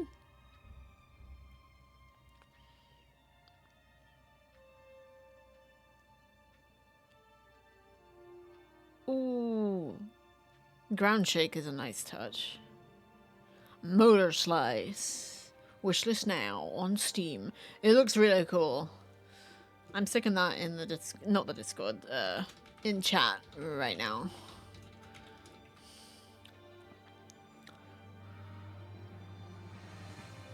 Parkour looks cool. It's only showing, oh, liminal spaces. Good lighting. Love it. Yeah, I dig this. I highly dig this. Let's see. Inspired by the Prince of Persia and Mirror's Edge series, traverse brutalist landscapes in this slice of life action adventure. I like the slice of life aspect for sure. Parkour through a post-apocalyptic world with smooth gameplay and engage in seamless combat encounters. You must use your skills and agility to find your way in this desolated place. Play as a girl named P and use everything at her disposal to escape from deadly traps. Run, climb, slide, crouch, wall run, perform stunts, and even use your chainsaw to cross impossible distances. From smaller autonomous construction equipment to massive dump trucks, survive a hostile environment where everything wants to kill you. Who's gonna win? A sleepy girl with a chainsaw? Oh, I feel called out. Or an army of rogue machines? Strike first or die. A single mistake can cost your life in a brutal clash of metal. Too big to destroy with one swing? Climb bosses and slice them into pieces, turning colossal machines into dust. Not everything can be solved with a chainsaw. Are you sure? Have you tried hard enough?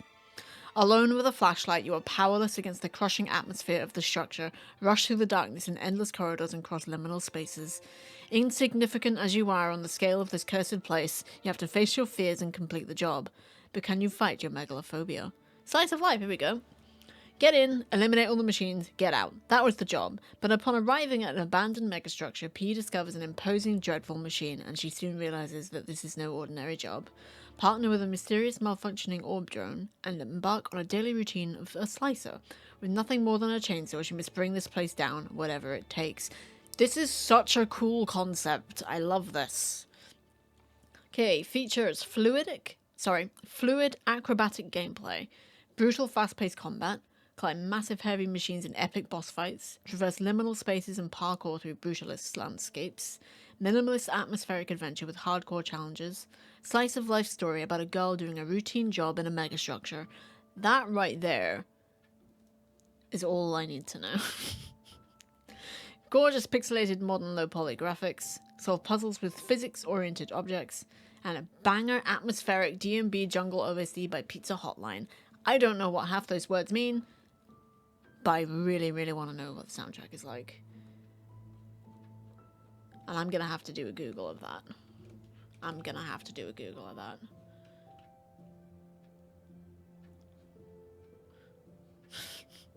I am...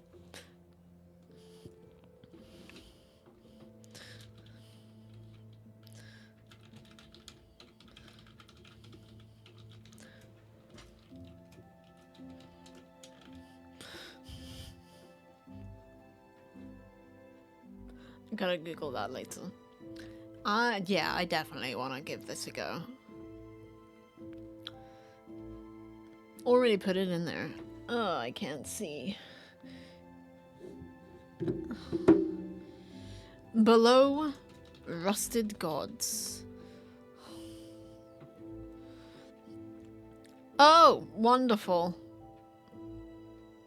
An experimental horror game where you control an operator helping an expedition through a hole descending into the unknown. Great! I love that for us. Help. I'm out of tea.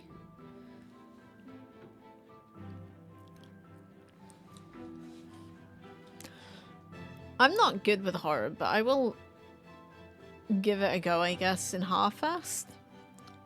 It looks horrifying.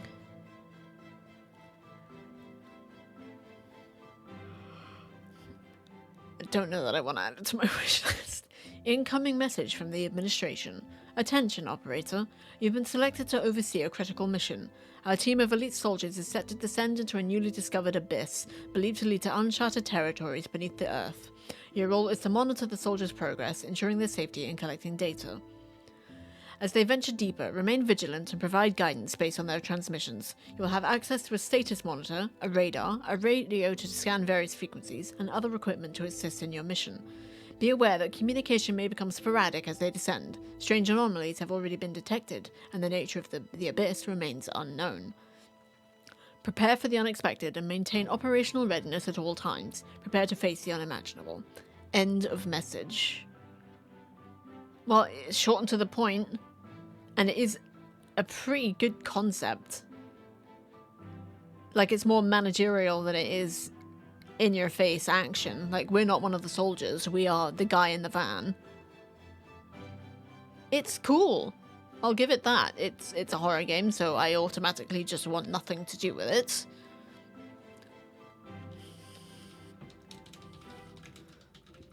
But it's cool. It sounds cool. I'll play the demo. Probably on my YouTube channel. Or one of my YouTube channels. The main one. The other one. There are many. Anyway, Crano Rebirth. Wait, what's Origins? I just need to look this up really quickly. Okay, I need that on my wish list. Now we're gonna look up the sequel. Crano Rebirth. And there is a demo. Scully Dude. Many Scully Dudes. I'm in. Non-linear Metroidvania world. That's it? That's all it's put there? That's really weird. It looks great.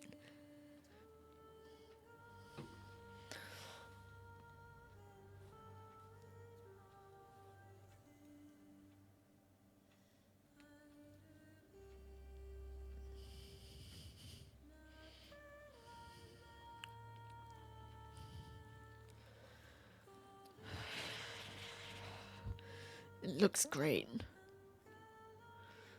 I love the dude. The player character looks... He looks a bit like Papyrus from Undertale, but like jazzed up. A little bit.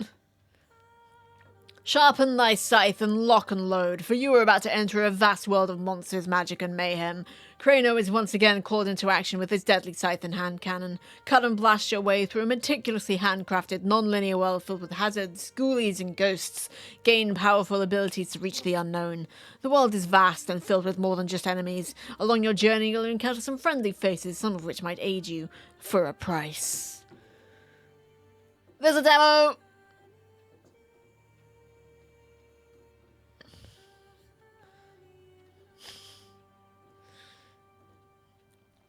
There's a demo. There's a demo. Demo. Rebirth. Borth. Rebirth.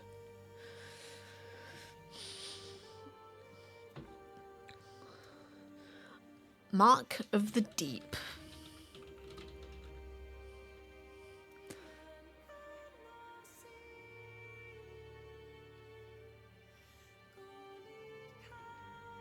Sorry, I just got distracted. My brother's played this game. And you may have got my date of birth there, but I think I'm turning 31 this year, so I'm guessing it doesn't really matter how you know my date of birth. Mark of the Deep is an epic pirate-themed adventure with a strong narrative and a thrilling mix of Metroidvania and Souls-like elements. Embark on this journey and explore the mysteries of a cursed island and find your missing pirate crew.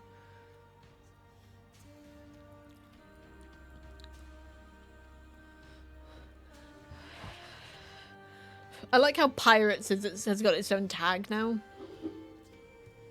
Pirates! It's giving me a little bit Death's Door vibes, a little bit.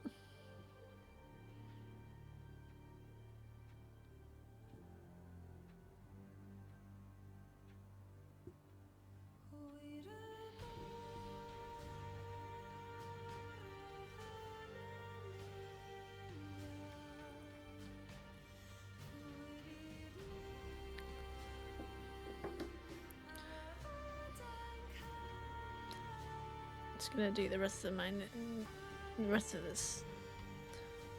Not the rest of my nails, but the next stage of my nails while the trailers are running.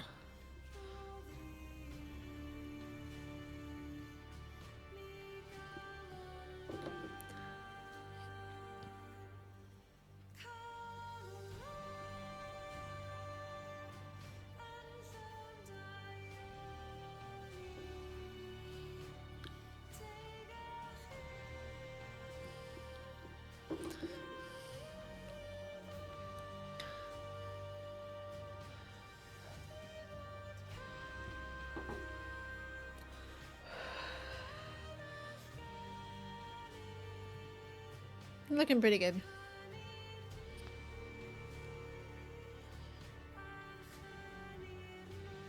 I really like the animation for the cutscenes. I miss like old cartoony style animation. Like it's too many things are like 3D models, which in like gameplay I get.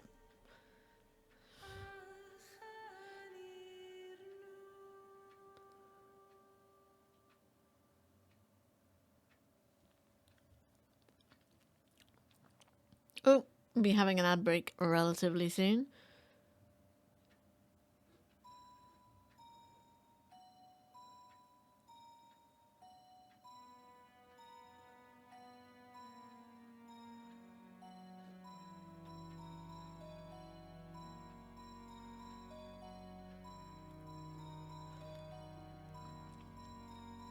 Love the character sprites.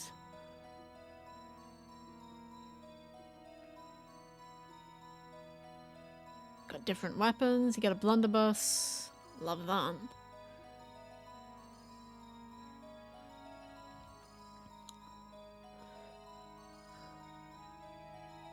Just seeing, okay. It's gonna be a fair amount to read here, so we'll continue this after the break. Okay, going on a break, about 5 minutes. We'll be running ads while we're gone, but you won't miss anything because we'll be on break. And I will be back in a little bit. See you guys soon.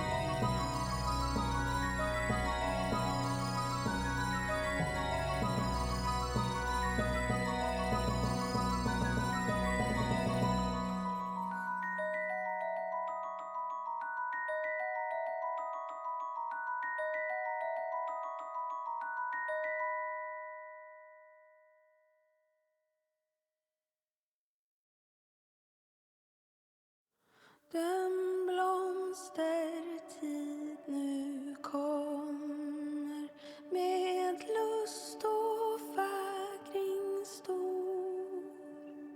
Du nalkas ljuva sommar då gräs och gröda gror.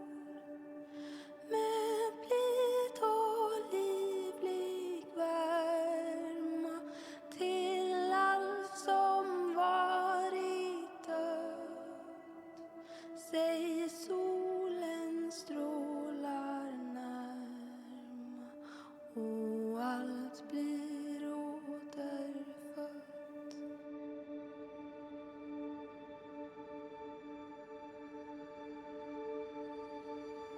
De fagra blomsterängar, åkerns ädla säd, de rika örters ängar och lundens gröna träd. Det skola oss påminna Guds godhets rikedom, att vid den nåd besinna som räcker året om.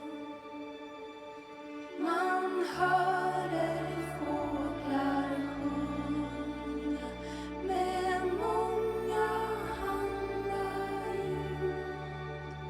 Skall icke då vår tunga lov säga Herren Gud.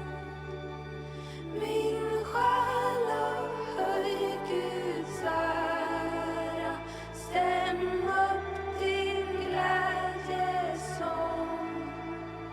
till den som vill oss nära och fröjda på en gång.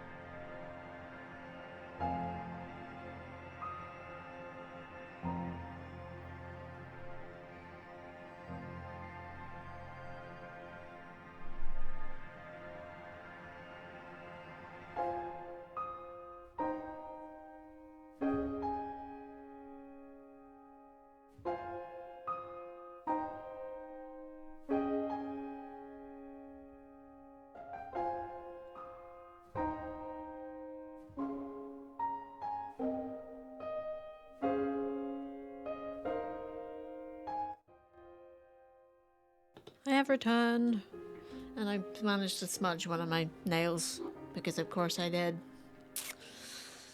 I didn't do them that long ago. I should have been more careful. Just gonna fill in that gap. I'm very sloppy sometimes when it comes to doing my nails. Okay. I'm done a return. It's good to be back. Right. Cat hair everywhere. Manually. Hold on.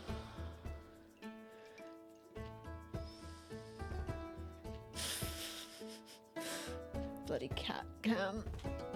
Toby just moved. Why would he do that? Mark of the Deep has the potential to join the best Souls-like Metroidvania games on the market, and combining its genre elements with a pirate aesthetic and lifestyle is a compelling concept.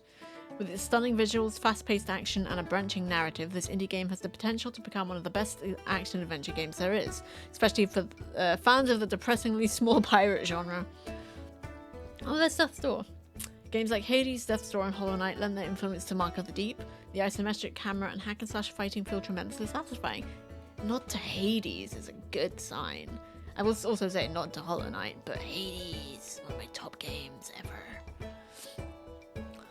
Mark of the Deep is an epic pirate adventure with a strong narrative and a thrilling mix of elements from acclaimed Metroid and Souls-like games. Embark on this journey as the pirate rookie, explore the mysteries of a cursed island, and find your missing pirate crew. Pirate shipwrecked on a mystic island till then known only by myths and tales, plays Marcus Rookie Ramsey and explore the eerie areas of this island surrounded by a mysterious curse in search of your missing crew, the Angry Mermaids. I don't know. That implies that the Angry Mermaids are our missing crew. That's not accurate, I presume. In this diversely hostile environment, you need to face a wide variety of dangers to find your lost crewmates, and including abyssal monsters, undead creatures, and menacing cultists. So I'm sensing maybe some Lovecraftian stuff, maybe some cosmic horror, and by maybe, I'm guessing abyssal monsters, undead, cultists. I feel like that's not really a maybe. Fight against over 80 enemies and 16 bosses in challenging battles inspired by Souls-like games. Okay. As a newfound Mark Keeper, Rookie can unlock new abilities that change how you fight enemies and explore the environments, discover new skills, weapons, and trinkets to upgrade your combat abilities and make your way through new areas. Ooh, I dig this art style. This is very sort of Hades style sprites as well. That's cool looking. Meet a fully voiced cast of pirates, abyssal creatures, and many other characters trapped in the Cursed Land with you. Rescue old friends and make new allies as you unravel the mysteries of the native inhabitants of the island. The old folks. That just makes me think of the elderly. I get what it's trying to say, but it's like the old folks home. I'm not sure that that's a term that's very widely used anymore, but it's what it makes me think of. The abyssal corruption affects everyone around you, including your cherished allies. You have the choice to help those in need by completing their quests and dealing with hard choices along the way. Discover multiple endings in your goal to escape the island. He's a blobfish. She's cool looking. He's a shark. From the developers of Dandy Ace and No Heroes Here, join the Mad Mimic Discord server to meet the Mark of the Dead community. Dandy Ace. I know that game. I will pop this in the chat real quick.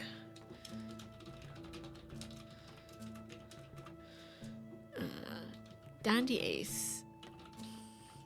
I've heard mixed things about this game. But it's an isometric roguelike that is not on my wish list, and No Heroes Here. We're not going to do like a deep dive into these. Tower defense, not that interested. Also tower defense? Yeah, I'm not that fussed.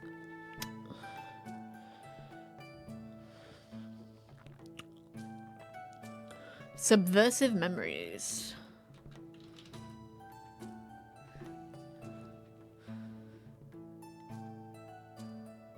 Well, this looks interesting. Excuse me? My what? What is this? What is this? Subversive Memories is a story-driven survival horror set in Brazil during the last military dictatorship. Explore the backrooms of an expressive regime, escape ominous presences, and scavenge every corner of this land in search of your family? It's 6 rectangles, so presumably, maybe. It does look... Oh, shadow creatures. This looks really cool. I would suck at it, but it looks cool. I did get myself a cuppa. A hot one this time. Oh, that tastes so good. This does look really cool. Oh, creepy shadow creatures. I love it though. Like, I love the vibe. This is a game I would watch somebody else play. Ooh, so a little with the torch there, a little Alan Wakey.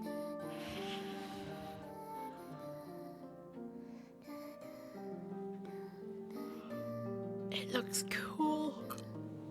Excuse me. Whew.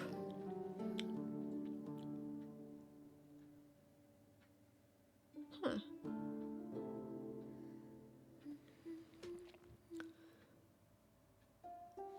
It looks cool. The set designs look amazing. And that is cosmic horror if I saw it. Weird alien landscapes. Great lighting. And a padlock. Renata has been haunted her entire life by a void within. She needs to find answers that fill the gaps of her past. She follows a promising track to an abandoned military research base. However, she soon finds out that this place holds secrets beyond her comprehension and that her obsession might cost her a price she can't pay. It's very, what was that game? That game. I cannot for the life of me remember. It was survival horror, female protagonist, you were an android. In like a frozen wasteland. I honestly don't remember what that was called. But it reminds me of that a little bit, she says helpfully. Subversive Memories is set in a fictitious Brazil. Signalis! Yeah, that's the one. It reminds me a little bit of that.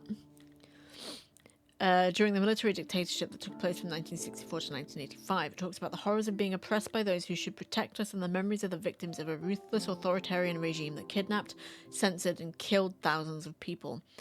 The game itself is heavily inspired by classic survival horror games from the late 90s, employing retro 3D graphics, limited resources, and an evolving mystery that respects the player's ability to put all the pieces together. So yeah, it's Signalis-esque for sure. Maze-like areas, protect yourself and engage combat only when necessary, manage your resources to survive each area and unfold the secrets, find items, solve puzzles. 2 to 3 hours of gameplay with replayability in mind, full controller support. Featured in the haunted PS1 demo disc Flip Frights. That's cool. Love both those Scully dudes. But yeah, subversive memories. Oh no.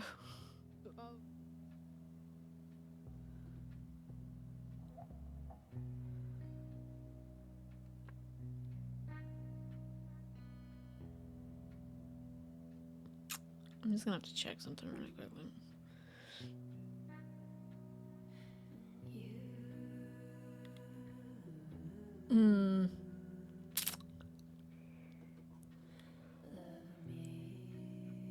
I was only up for a second, but I'm gonna delete the VOD and edit that out for the YouTube thing. Really gotta be careful where I click.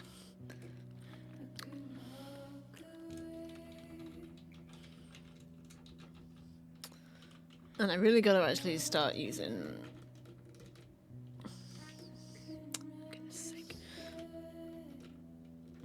What the... Control... Fuck's sake.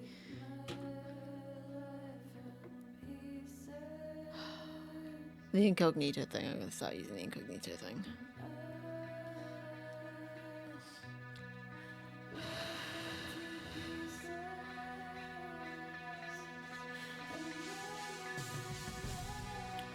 Alright. I've actually seen some gameplay of this. You have a dog.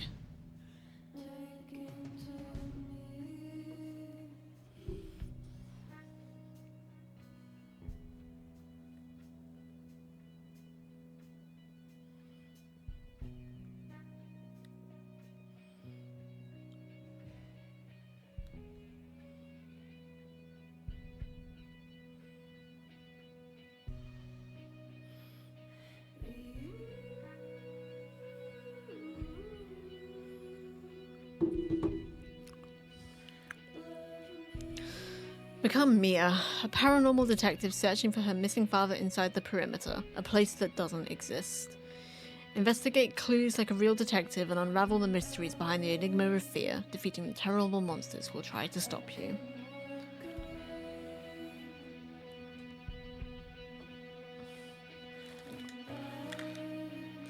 Meteor itches.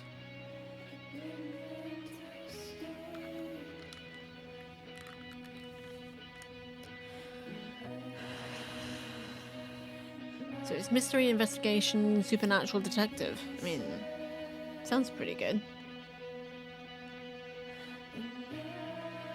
It's got quite a unique art style.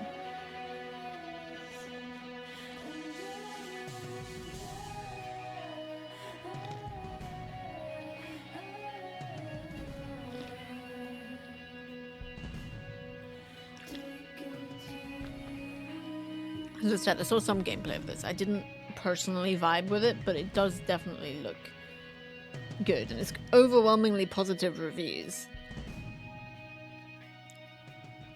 And I'm pretty sure you can pet the dog. I think you can even play as the dog. So that's pretty good. That's pretty dope.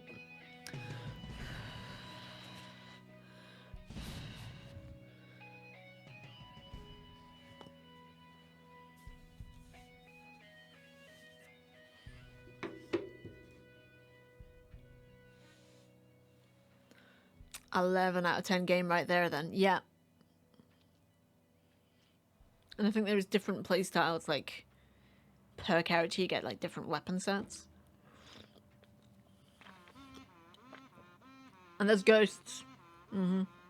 well, it's paranormal and supernatural, so.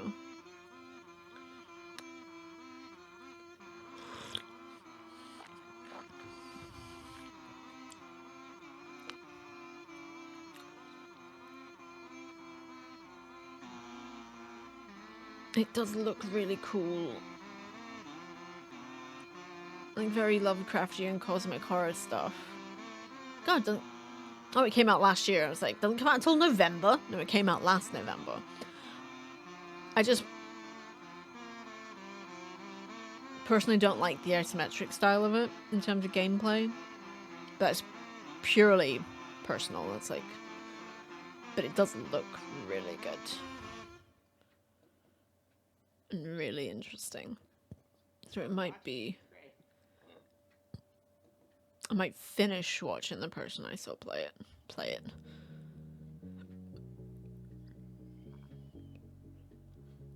Wait, why is...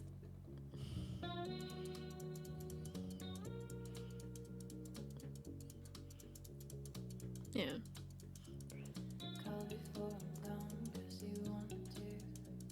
Yeah, the character sprites here are good. I like that.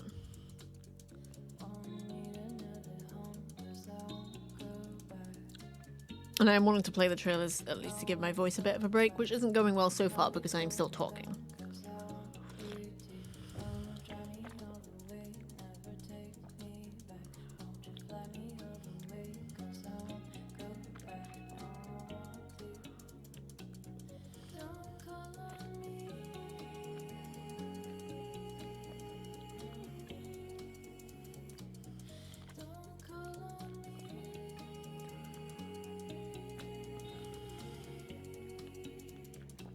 So I know there's full voice acting.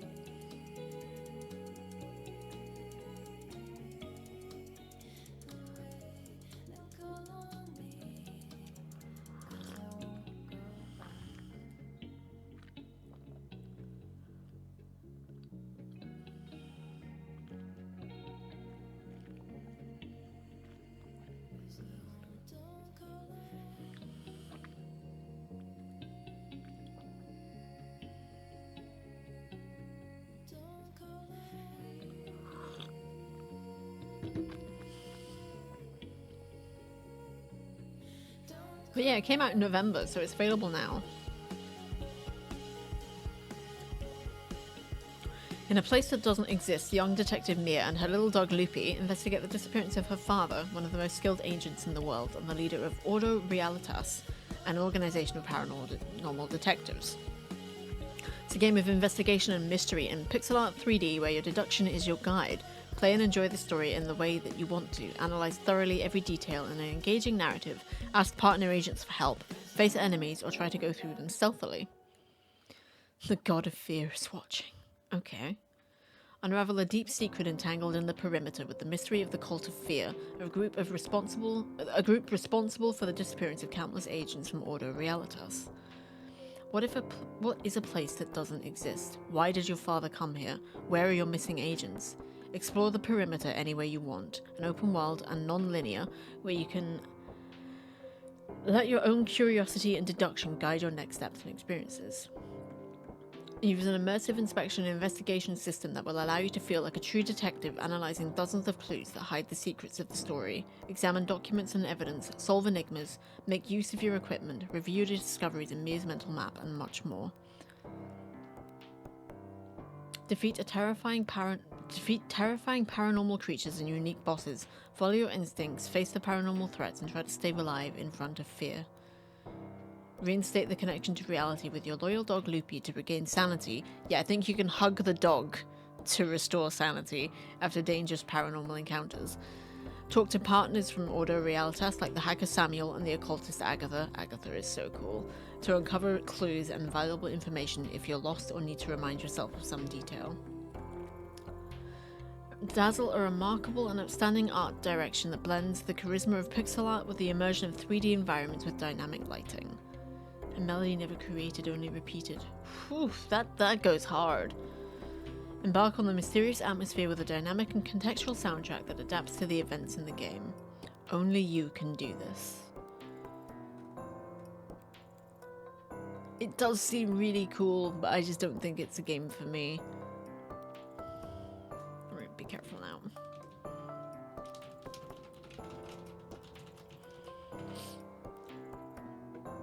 It's cool. Alright. We still have quite a lot of games to get through, but Hidden in My Paradise next, which sounds like a casual point and click because it is. Look how cute this is. I need to update our casual point and click list. It's gonna say that's a bit odd. It should be like hidden through time. Hide objects, decorate and complete missions in this cozy hidden object game where you can create little paradises and share them with the world. Oh, that is so cute. I love this.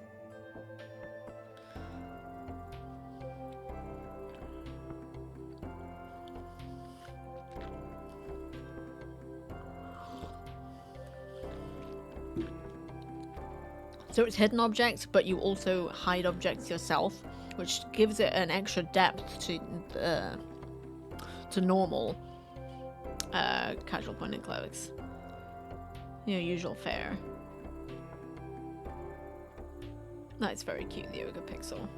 Cat! Cat!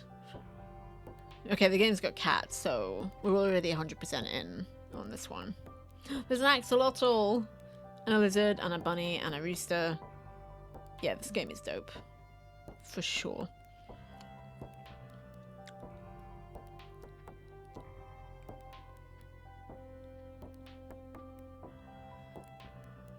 Whee! Just realised that that white one's actually a dog, but whatever. So cute animals. Animals.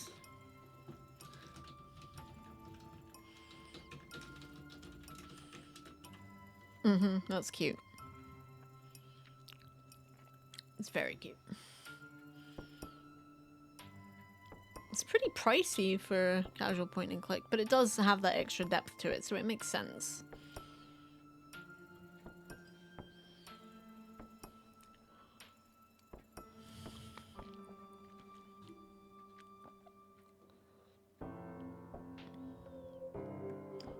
Also, you kind of got to create the prompts that are given.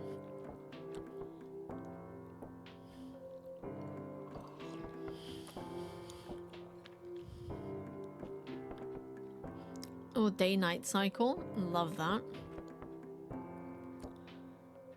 And you can create ones and put them online and people can look. There is a particular phrase or terminology for that that escapes me at this juncture. That's really cute. Let's see. Adorable hidden object game that offers bite-sized challenges and encourages players to express their creativity through the main levels and the sandbox mode. There's a sandbox mode.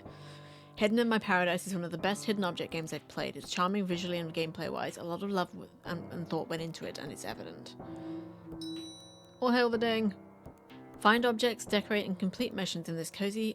I'm gonna supplant that for casual point and click because hidden object games are a different genre, where you can create your little paradises. See the world through the lens of aspiring photographer Laylee, alongside Coronia the fairy, finding objects, decorating, and completing different missions to become the best photographer. Okay, well, it's a photography game, so I'm definitely in. Create little paradises and share them with your friends and fellow photographers from around the world. I can speak.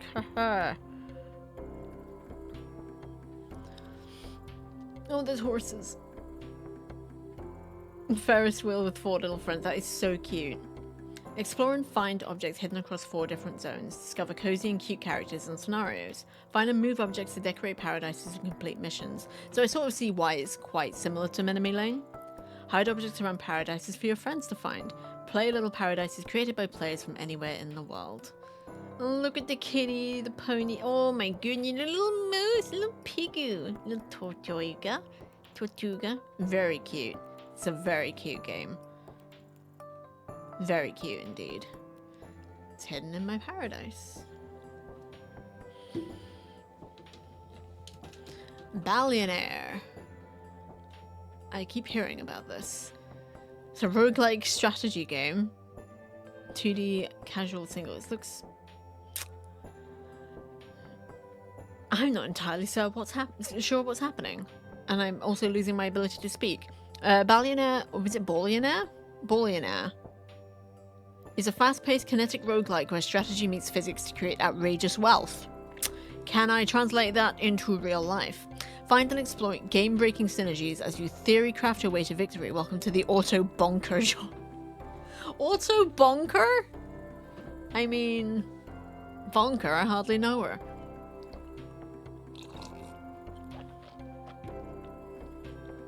It looks crazy. But I'm into it.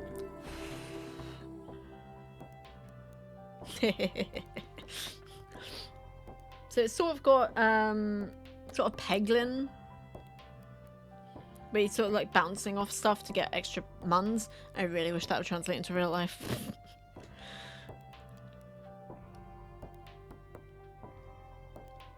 It does look just like some crazy fun. Roguelike auto bonking. I can't with that phrase. I need to get that tattooed on me somewhere. Auto bonkage. The auto bonkening. The auto Bon Quixote. I can't take credit for that one. Shut up. I can't take credit for that one. The Bon Quixote, I really can't.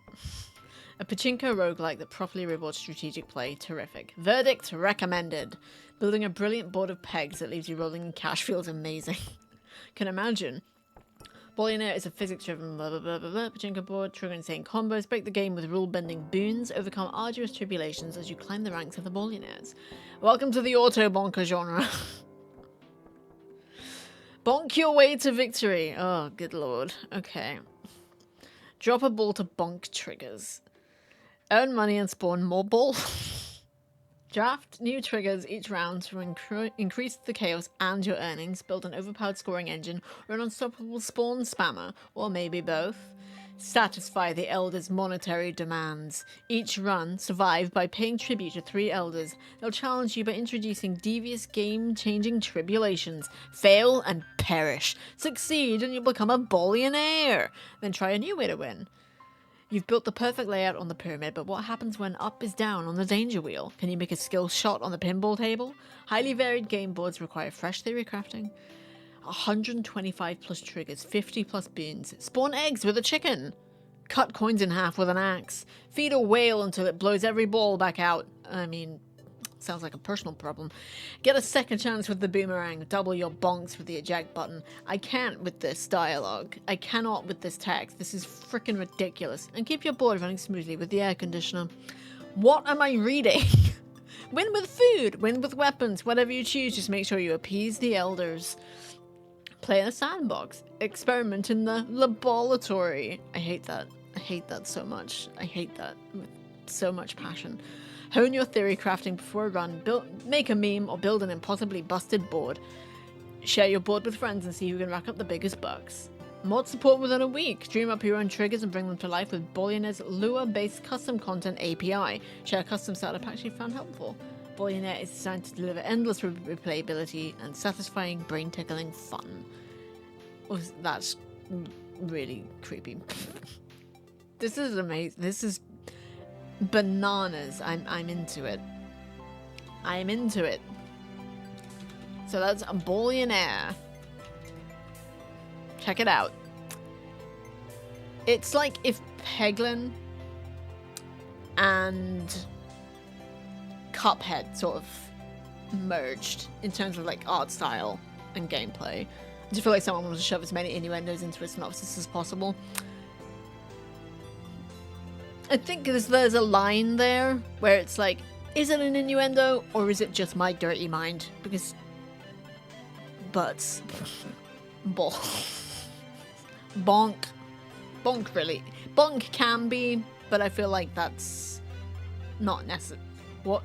That toast looks too happy. In fact, I'm not sure happy is the right word. Okay, this is really weird. We need to leave. We need to leave. We need to go to Mexico, 1921, specifically. I couldn't have planned that better. That banner is freaking gorgeous. I love that. That is amazing. Immerse yourself in an emotional and intriguing narrative adventure video game about the awakening of a country. Ooh. Ooh. I don't like immersive sims. I don't. But I also feel like I need to play this game. If any of y'all know anything about me, is that I have a deep-seated desire to visit Mexico one day. I'm not even sure what for. I guess just to be there. Like, that is my main thing, is I just want to be there. I just want to immerse myself, if you will, in that culture, in that history, in that language, and in that food. Not physically, literally in the food, but I definitely want to eat a lot of the food. Oh, and the music. I want to go to Mexico, guys. I haven't mentioned that in a while, but I do still very much want to go to Mexico one day. Oh, there's photography. There's photography. La Castañeda. I haven't done Spanish in a while.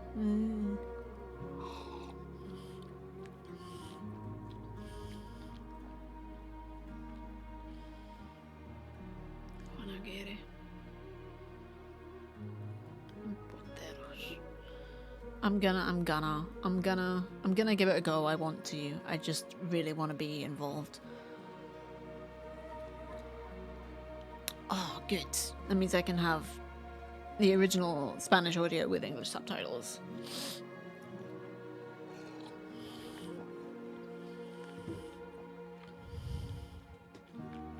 Let's just replay the same trailer again.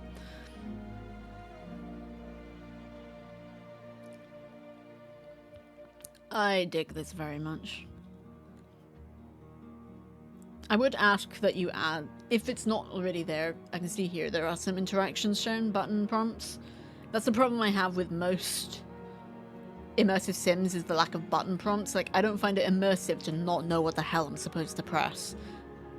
Take photo. So this looks like it's going to be a good one, that it does actually have instruction.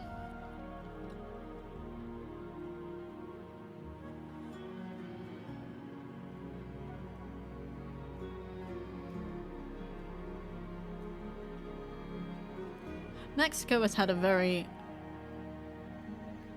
colourful history, shall we say, and I need to know everything about it, absolutely everything.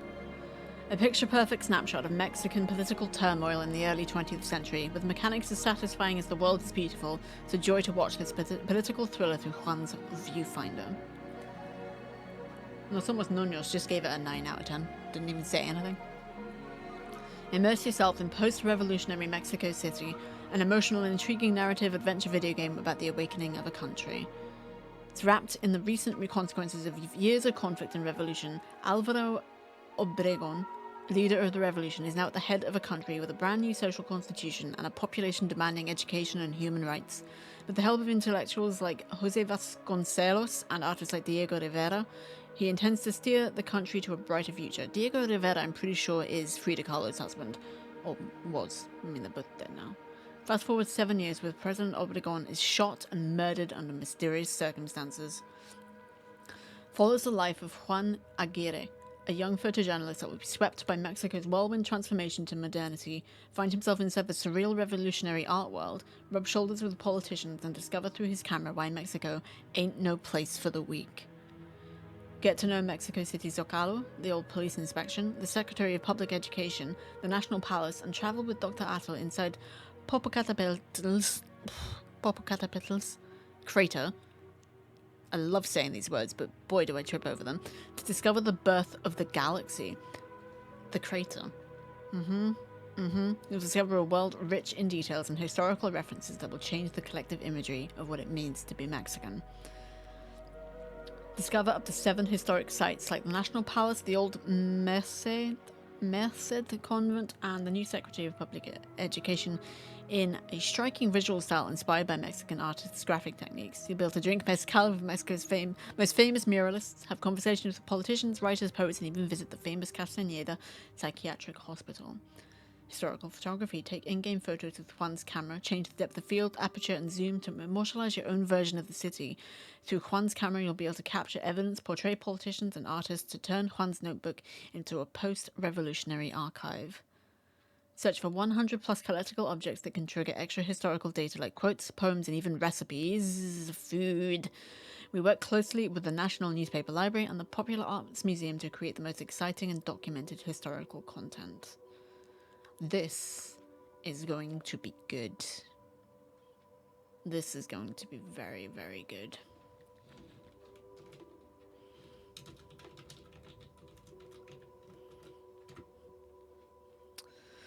Next is Culebra and the Souls of Limbo. Bit of a difference. Use your wits, kindness, and maybe a good whack to gather clues, items, and evidence that will help the residents of Limbo move on. Untangling an afterlife is no easy feat, especially when you don't have feet. Means we play a little skeletal snake. It's colourful, emotional, 2.5D, stylized, and relaxing, so that's going to be a good one for a cozy day.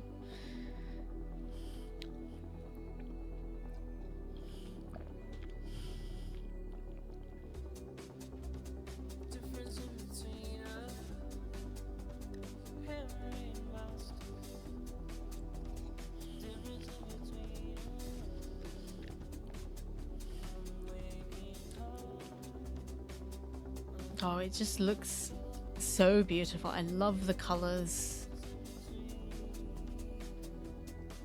Love the style of it. Meet the living and the dead.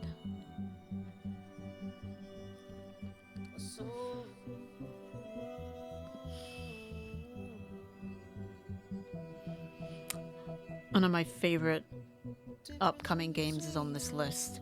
And you're just gonna have to be prepared because I'm gonna blow my top because I absolutely fucking love this game that's coming up. Love this. It looks so colourful. Rosa's Flower Shop. You must be Culebra. That's a parrot.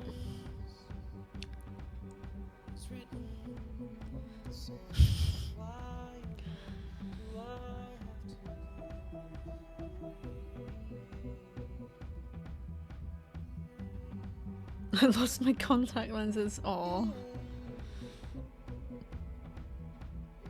Oh, this day-night cycle? Nice. Yeah. Absolutely.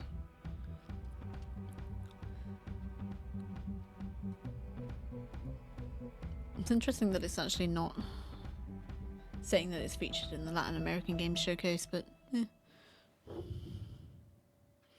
Okay.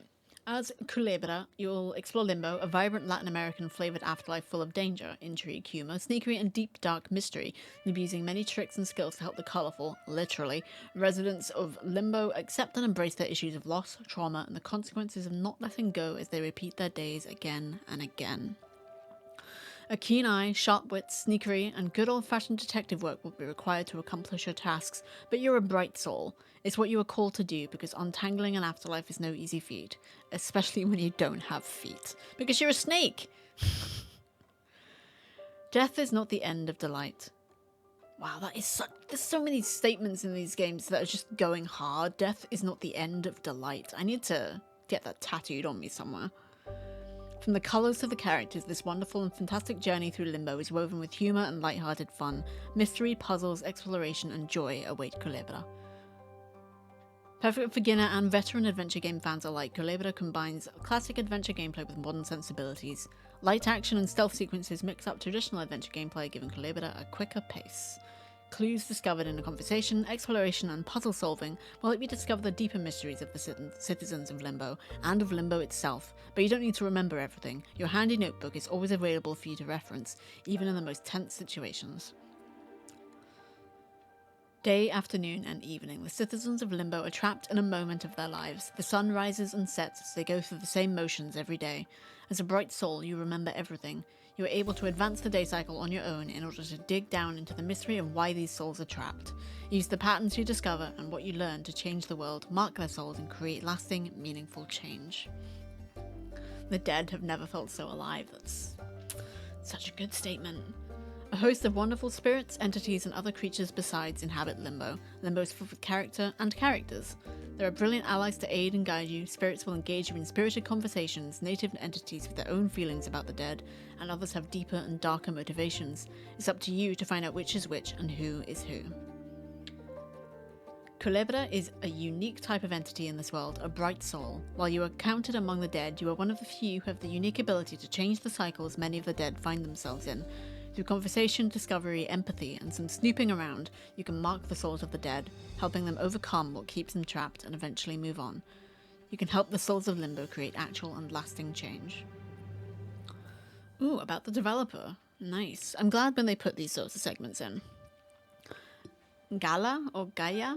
I'm not entirely sure how to pronounce that. It depends which Latin American country you're in, I think. Maybe it doesn't, and I'm confusing that with a different pronunciation. Let's just go with Gaia. It was founded by two Dominican brothers in Illinois, USA in 2015, although we started long before moving to the USA. We decided to form this studio because we want to bring adventures and stories that spark enjoyment and leave a big impact on those who experience it the same way past games shaped us. Our first project was a mobile endless runner with story elements. This game helped us gain a lot of development, insight, and confidence as developers. We didn't want to give up on the studio and our game, so we decided to give the characters and setting of that game a second life to transform them into something a lot closer to games we've loved, leading to the creation of Culebra and the Souls of Limbo. What was the other game that they did? Oh, well, I did say mobile, so it wouldn't be on Steam. I'm really sore. My throat hurts. It's fine, though, it's fine. Culebra. It's fine. I'm fine. I just need to stop talking. So I will actually let the trailers play out and take a little bit of a break.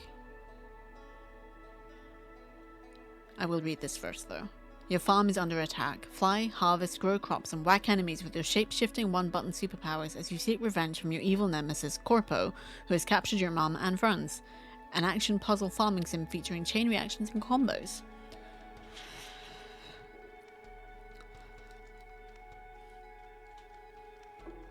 It looks cute.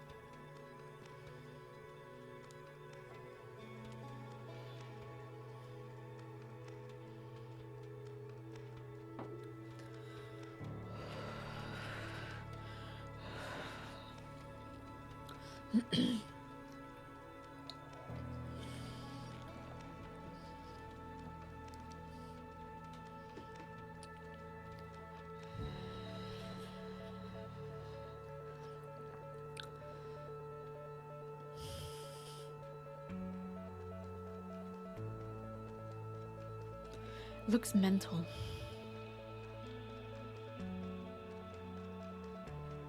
Also a little Cuphead in the art style.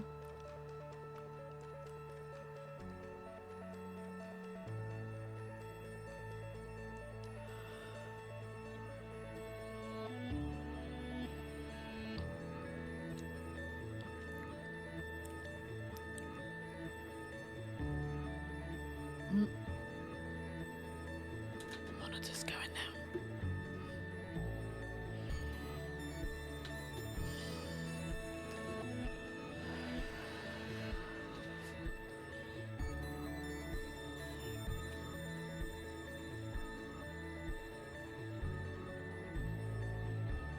Oh good lord, this is a long trailer. It means I have more time to rest my voice, so stop talking me.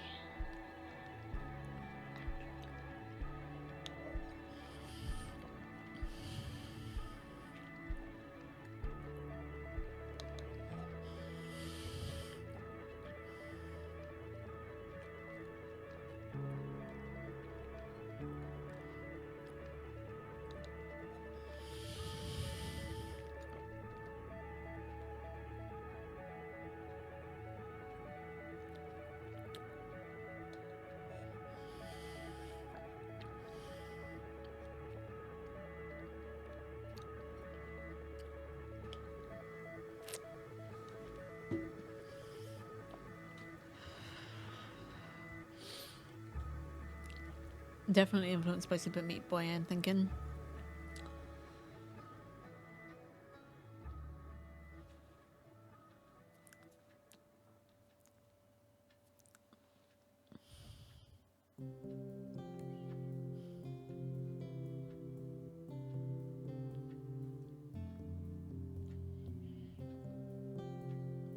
And a little Turnip Boy commits tax evasion.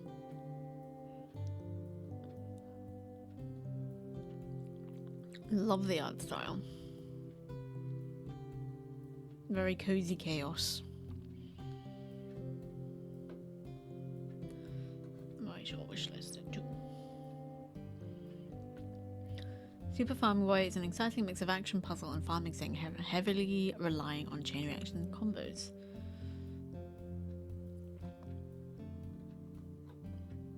Okay, my throat's getting quite sore, so I am just gonna not skip. Just gonna keep it.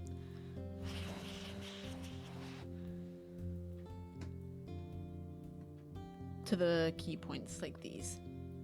Super Farming Boy has the ability to walk, run, and even fly. Additionally, he can transform into any tool with a simple push or tap of a button, be it a shovel, pickaxe, axe, or hammer.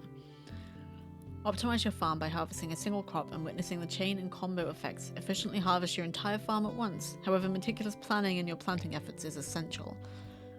All super tools and powers in Super Farming Boy come in the form of old school superhero trading cards. Ooh, I like that. I do love that. Unlock and upgrade them all. Explore a plethora of unique seasons in Super Farming Boy, including Spring, Winteria, Volcanic, Radioactive, Underwater, coming soon, and Time Warp, coming soon. I like that a lot.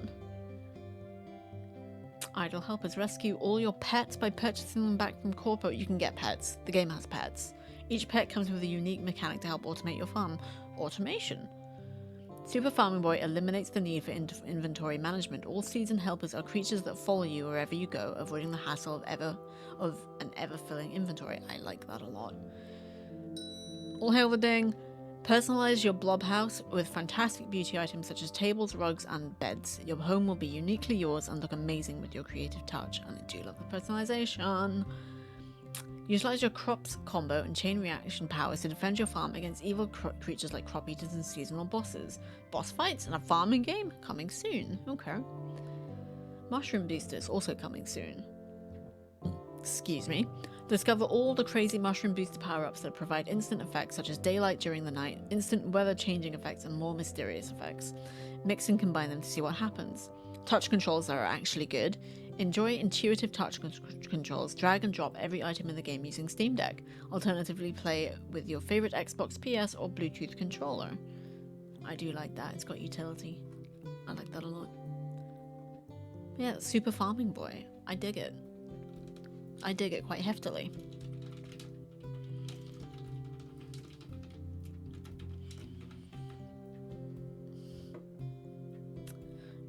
What's next? Ooh. Gaucho and the Grassland. A adventure with farming sim where you live as a Latin cowboy exploring the vast grasslands, the cozy highlands, the beach, and a magical world, helping locals and mystical beings to make your world a more harmonious place.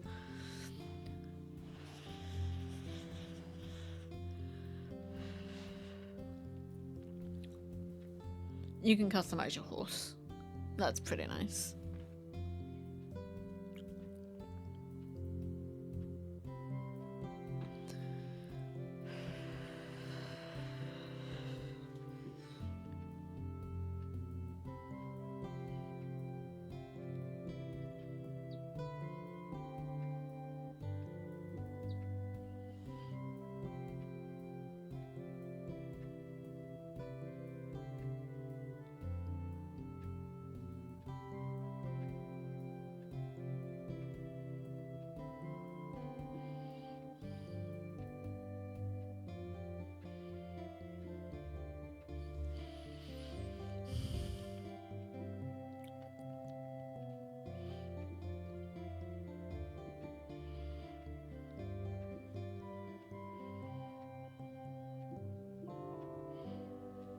Just doing bird things. Hey Candle, how you doing?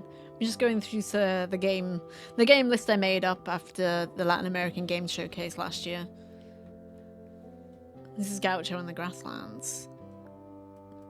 I think it's sort of like a farming sim as well.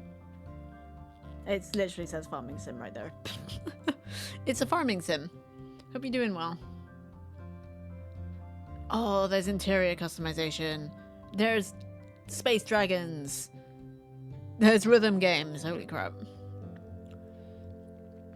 And you customize yourself as well. Your own Gaucho.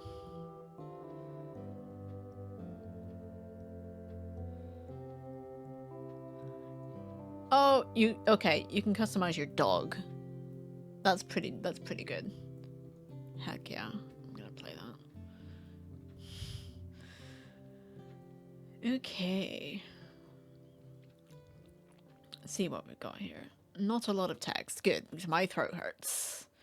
Enjoy the amazing experience of being a gaucho, a Latin cowboy, and take care of your own land. Without agriculture. Here the focus is on taking care of your animals, from building perfect places to shelter them to breeding them so that you can have more resources. So it's not a farming sim as such, you're not growing anything. It's more of a ranch sim, I suppose. Alongside your horse and your faithful dog, explore different biomes at any time and in any weather condition. There's weather systems, I dig it. And also our horse is on fire, that seems pretty dope. And there are cows, I like it. Increase your charisma to unlock new paths and resources, helping residents and evolving your farm. Throughout the adventure, experience incredible missions to save the legends of Latin folklore. Oh, I dig it. I dig that. That sounds really good. It's Gaucho and the Grassland. Putting all the links in chat, so if people want to check out the games, they can. Next is Slime Heroes. Oh, this has co-op. I'm pretty sure. Shared split screen and online, yes. You are the last slime and the only one that can save your home from the corruption consuming it, unless you have a friend. Play alone or with a friend to find different weapons, dynamically create your own magical abilities, and express the way you want to adventure in this Slimes-like action adventure. Heck to the yak. Souls-like? What the frick?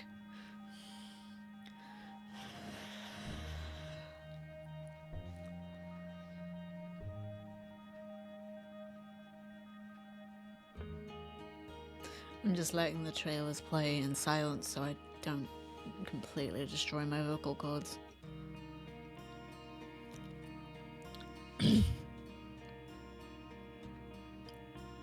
Oh, ad break soon.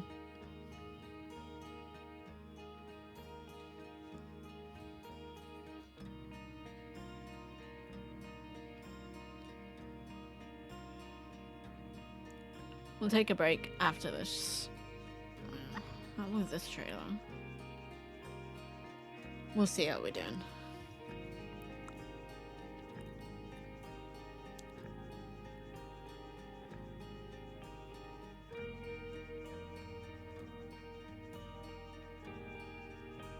Friendo!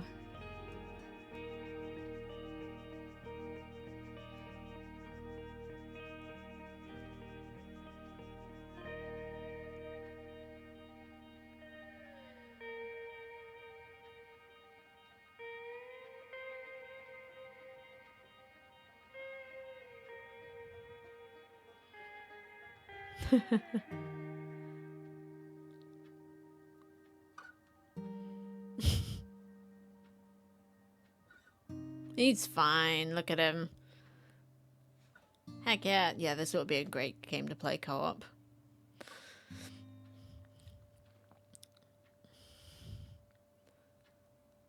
And we've got time for this trailer before the ad break.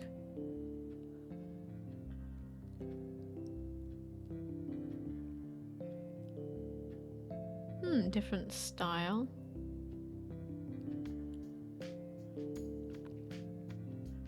Yeah, this is more actual, like, gameplay.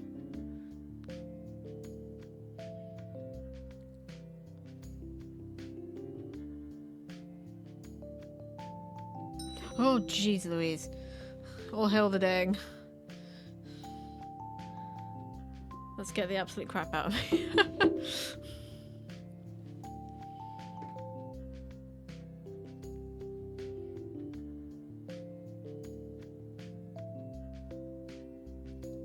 Looks like this might be quite an early trailer. It looks a little rough around the edges. But yeah, we will take a break now. We're gonna... Well, that's not what I meant to do. That was just my music. Just gonna have a little ad break running, but we'll be back in about 5 minutes. See you guys soon.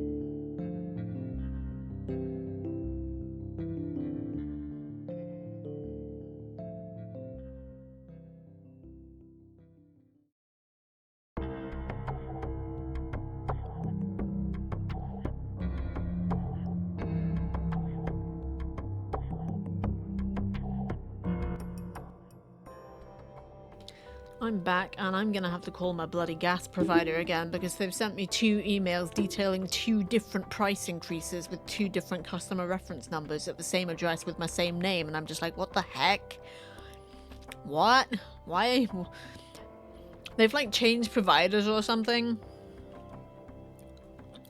Or something, or they got bought out by some big company, so everything's just gone all screwy on their end, and they've just been sending me really confusing emails.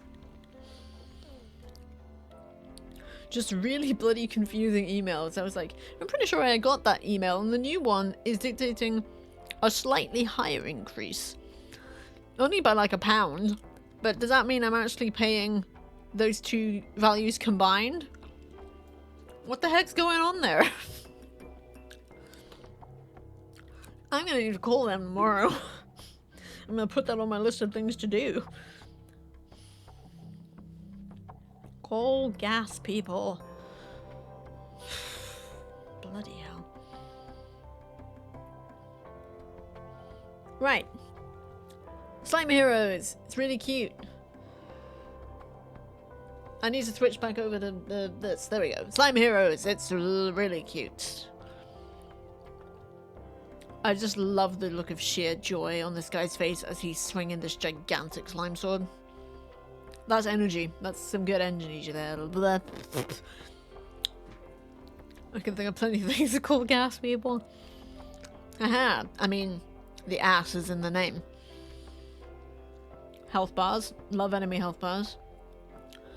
More trailers that we're not going to watch because I'm tired and I'm supposed to be having dinner now, but I'm delaying that slightly. We don't have a lot of games left to look at, and I do have a Strepsil in my mouth, and I will have to get a drink at some point.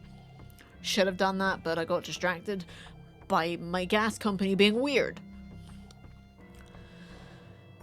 Okay. Keeping it to the bullet points. Collect an arsenal of skill gems consumed from defeated corrupted creatures. Dynamically mix skill gems to craft your own unique skill sets at any time. Discover all the different types of enemies to complete your gem collection. Jump into your friend's game at any time and drop right into the action. Does that mean like without permission? Because I'd really like consent. The entire game can be played with a friend. Nudge nudge, wink wink, wonk wonk. All loot is shared. No fighting over that one pretty gem. Create totally different magical abilities that can complement each other when playing with a friend. Ha. Day of the Devs. That's such a cool logo. Discover secret passageways and challenging puzzle dungeons in a whimsical open world. Find the 6 gods of the realm and defeat the corrupted version of each. Once free, they will aid you on their quest. Yeah, Slime Heroes.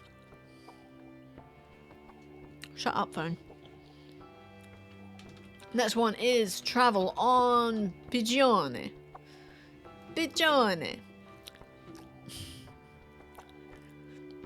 Look at this guy.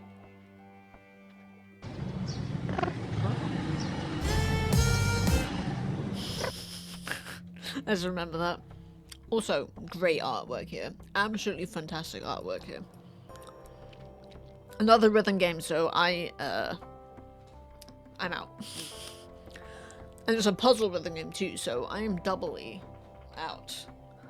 It's a puzzle rhythm game about a tourist pigeon having a good time with engaging challenges that you can take at your own pace. Stroll through cute and nostalgic places and get with the flow in this chill and charming experience. It is really cute looking. I forgot to send a link to the other game, didn't I? I'm tired. I'm tired.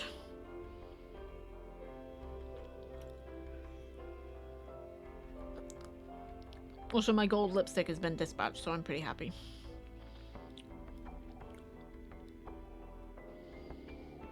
I am happy.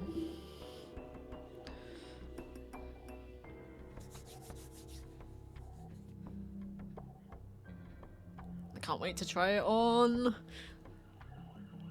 I think I'll go with the gold eyeshadow as well. I'm trying to remember what other streams I'm doing this week. I say that. Stream schedule down below. Stream schedule on Twitter and Blue Sky and in the Discord. I put my stream schedule everywhere. Right. So what are we doing? That stream updates, you doofus. Stream schedule. Ooh, I doubt it'll have come tomorrow, but we are playing Children of Mortar.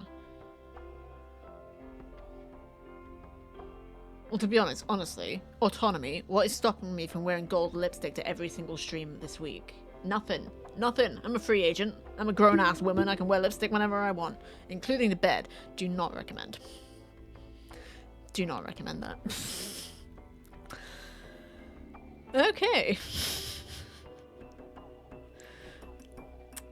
Follow the beat of different cities with awesome city pop music and visual cues in the tiles on the floor. Also master all the different kinds of floor tiles and solve the puzzles.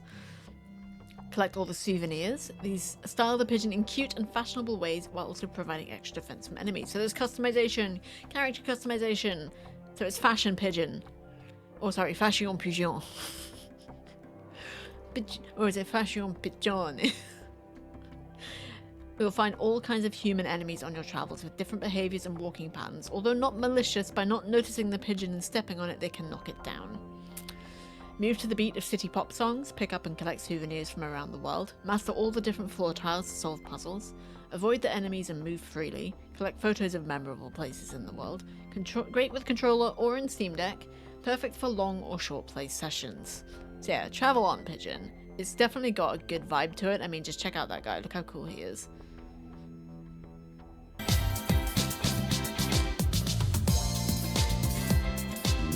Not my kind of music, but it's got a charm to it, and I'm gonna remember to put this one in chat. Travel on, pigeon. There you go. Next is Kentum. I don't remember what this is. Oh, okay. Oh, okay. Stranded in the year 10,000, Kent, an average Joe turned clone, must survive, explore, and rebuild civilization with the help of a snarky AI. Craft, farm, and automate in this 2D Craftovania, I like it, adventure as you uncover Earth's secrets and kickstart humanity one machine at a time. Post-apocalyptic survival, crafting Metroidvania. I feel like that's quite niche. It looks great.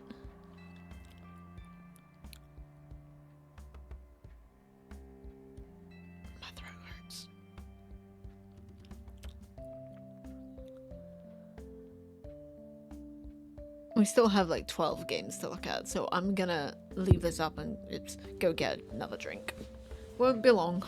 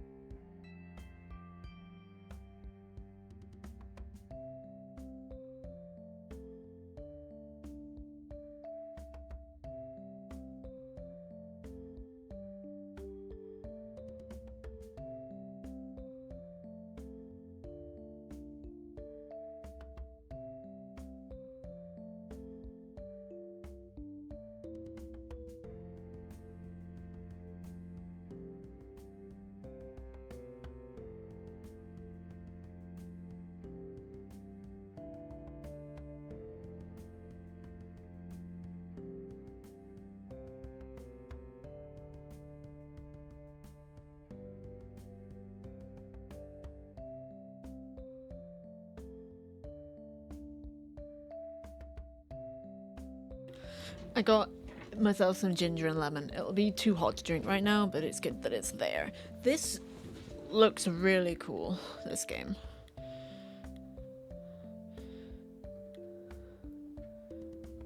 I dig the art style.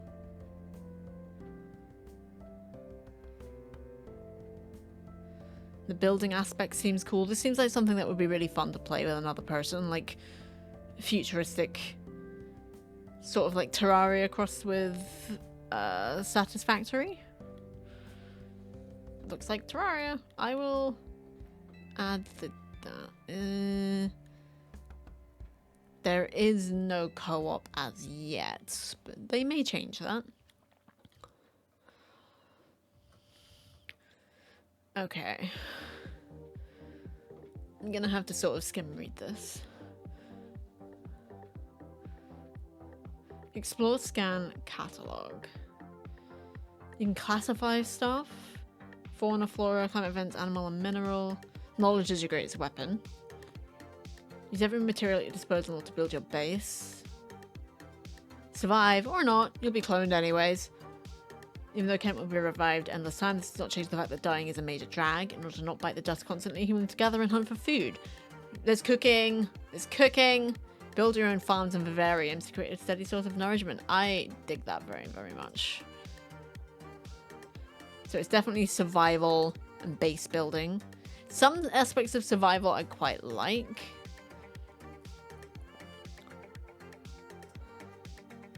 I dig that very much.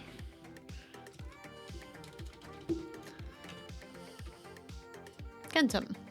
Okay, so here we are. This is my most sought after game of this year, probably. I played the demo for this in last October's Steam Next Fest, and it was the most fun I've ever had playing a demo, and I will talk about this game until I am blue in the face, because it was just so enjoyable. It was funny, it was quirky, the music was fantastic, and this weird frog thing stole our potatoes. Miho steps into the pantry to fetch a potato for his grandma and falls into a magical world full of wonders. Meet quirky characters, venture through the depths of South America, and learn the importance of the things we pass along in this unforgettable, emotional narrative adventure. And every time you pick up an item, it goes da-da-da-da, which I love. Obvious reference, but brilliant. It was absolutely tremendous, just the demo I played. And the demo is available. Magical realism in a game, and it's just about soup and finding potato in this weird frog puppet land. It's brilliant, absolutely brilliant. I had so much fun with it, and I cannot wait for the full version. Release date 2025, but when though? Why aren't I following this game? What on earth? Oh, it was just hilarious and magical, and I didn't even see this in the demo. Soup. Yeah, sopa is Spanish for soup. Absolutely brilliant game. And that's just my impression of the demo. What it feels like to be a kid, a touching and joyful game. It's like soup. Warm and comforting, and exactly what I want.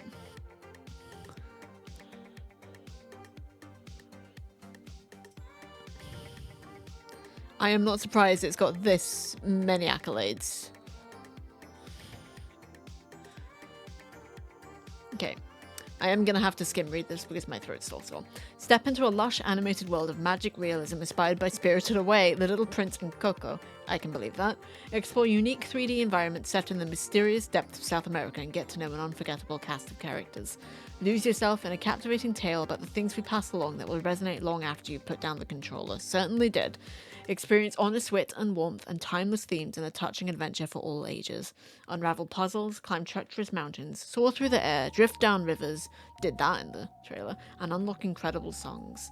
Immerse yourself in a rich, beautiful soundtrack featuring Latin American beats from the finest contemporary underground artists. The soundtrack was so good. Venture through unexpected side quests and collect pieces of Nana's storied clay figurine collection. Available on PC and Xbox for up to 6+ hours of play. Look at that soup. Does it not look delicious? I want to eat it.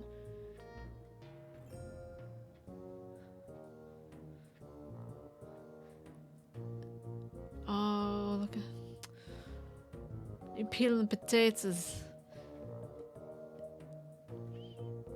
This game was so much fun. It was just the demo I played and it was the most fun I've had playing a game ever. I've never had so much fun.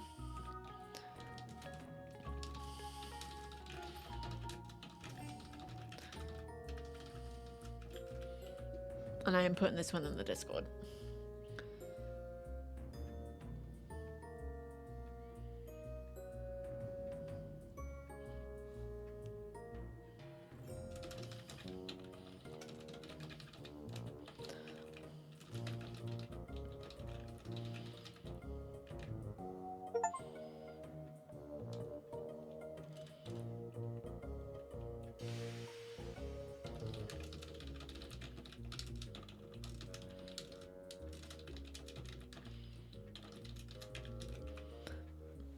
And that was me installing the Crano demo, which had been up on another... been up in the background for a while, and I'd completely forgotten. Okay, next is Prisma. Oh my gosh, it looks amazing. Prisma is a captivating 2D Japanese-inspired RPG featuring innovative turn-based combat with never-before-seen strategic use of camera lens and filters. Your camera empowers you to manipulate the world through lenses and filters, turning battles into a mesmerizing interplay of strategy and artistry. That is certainly unique. I don't know any game that's done that. Oh, it's like curving the bullets in Wanted. That was a bloody weird movie. I dig it. No demo though. That's alright. Cappy Soda. You cold enough yet? Nope. I fucked up my glasses.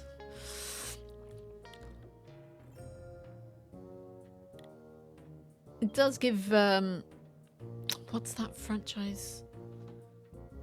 I don't remember. That's not very helpful, I realise. Like when you play a student and it's all anime and it takes forever for anything to happen. I can't for the life of me remember. I'd never played any of them. Don't even think I've seen anybody play any of them, but it's what it reminds me of. Oh, my eyes. Persona! Yeah, that's it. Reminds me of that. A little bit.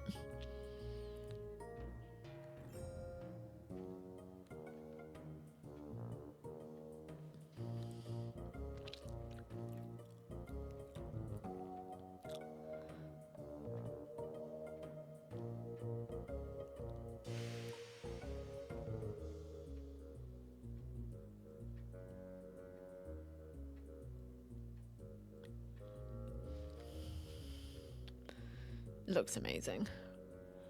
I love the character designs. The art style is absolutely fantastic. And the gameplay loop sounds very interesting. Ooh, I just love the colors. I'm such a nerd for... Oh my gosh, look at the food. The food looks so good. The food looks so good.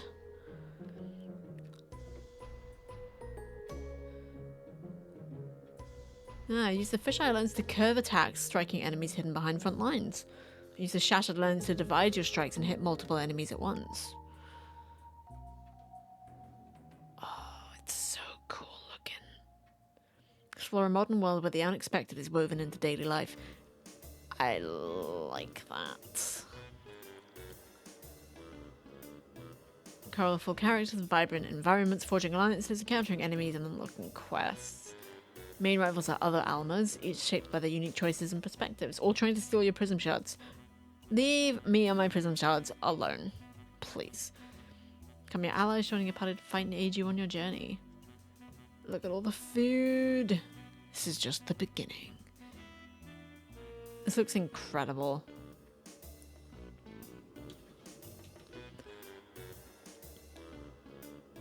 Offering quest valuable items, insight into the world.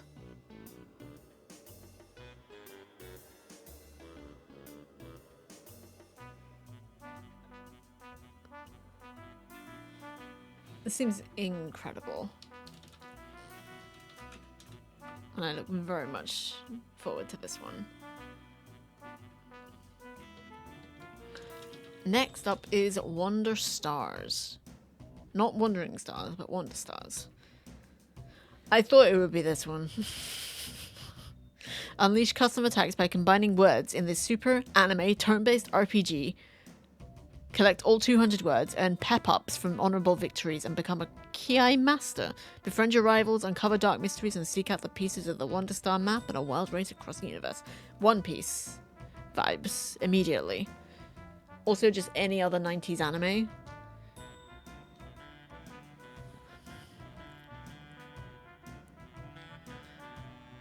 It's turn-based, but it looks like a beat-em-up.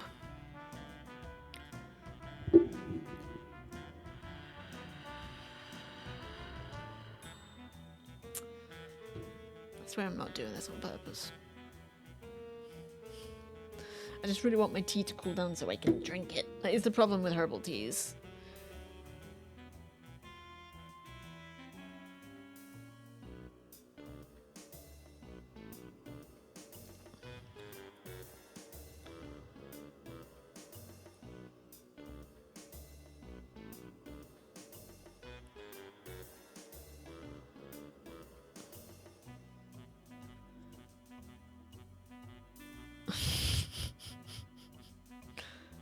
It's giving me Dragon Ball Z vibes as well. The big bad wolf appears.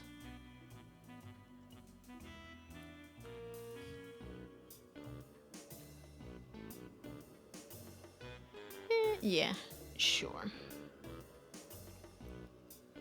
Unleash custom attacks by combining words. It's not a typing game?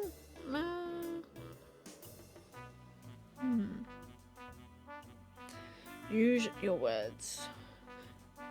Action words do something, e.g. kick, block, or item. Modify words, super, fast, or huge.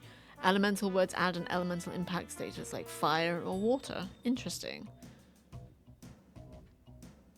All words have cooldowns and opponents might be weak or strong against specific attacks. There better be a bestiary then. Gotta collect them all. Yeah, that's how that phrase goes. Step up with pep ups. I'm sorry I'm not able to read a lot of this. There's a lot of words and my throat's really, really sore. That is the problem with doing these overviews. I do like doing them, but my throat doesn't. To fight with honor. Travel the universe on a rollercoaster adventure as you seek the pieces of the Wonder Star map, Ringo's lost brother, and the answer to Wolf's mysterious past. Tale of mystery, adventure, betrayal, redemption, unlikely allies, twists, turns, surfing capybaras. I'm glad I read that. Health restoring empanadas. Empanadas are so yummy. Forgotten shopping lists, rifts in space, and rifts between lovers. I'm in. I am in. There we go. Wonder Stars is inspired by the anime the developers grew up watching in the 1990s, Venezuela, and shows like Dragon Ball Z, Cowboy Bebop, Sailor Moon, One Piece, and more. Dragon Ball Z and One Piece I mentioned, but Cowboy Bebop I was thinking of as well. Sailor Moon, I've seen one episode of it, the first episode, and it just didn't grab me, so I can't really comment. My problem with Sailor Moon is one I missed out on when I was a kid. I tried watching as an adult, and the romance being between a 13-year-old and a 21-year-old, and I was just like, no. Just no. Not watching this.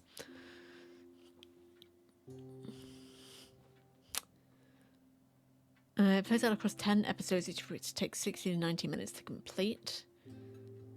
There's also so much stuff. Ooh, I'll read the bit about the developer.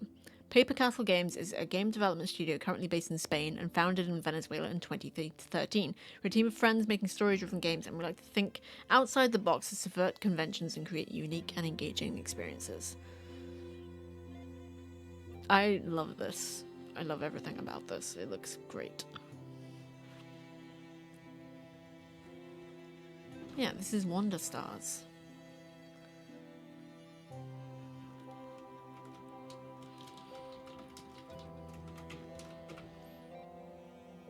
Next, take us north. This is gonna be a tough one. I remember this one. It's not on Steam, apparently.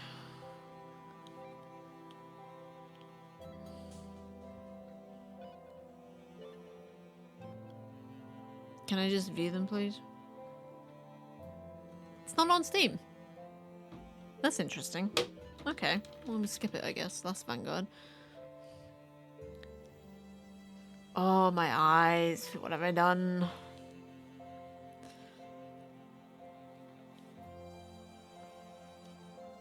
Exploring a stunning handcraft world ravaged by war and ruled by an evil tyrant. That seems to be a running theme. Face a wide variety of enemies as you customize your strategy, change your weapons, and unlock different abilities.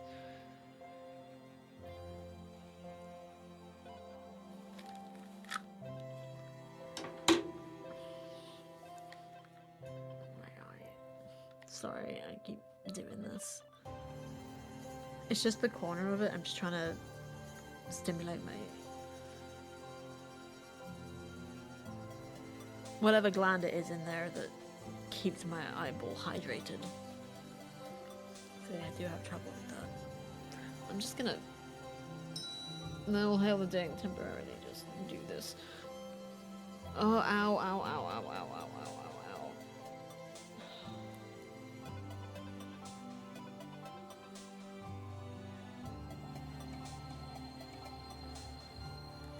Oh, that looks stupid, but never mind. Oh, hell the dang. Why?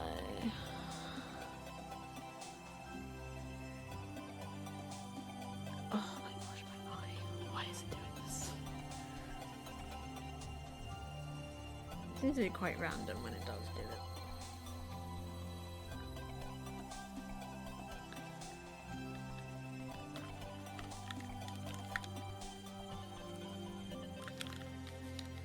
Oh no, I need to put my glasses back on.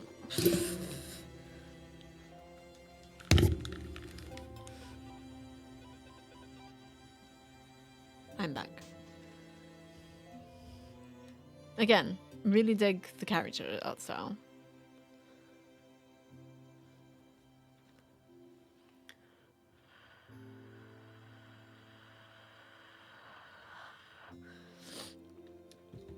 It's out now. It's in early access, but it is available to play.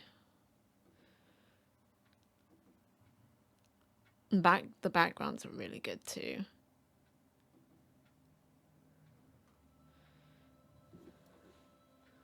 Last Vanguard is a Metroidvania shooter platform with RPG elements and hand drawings, frame by frame animations.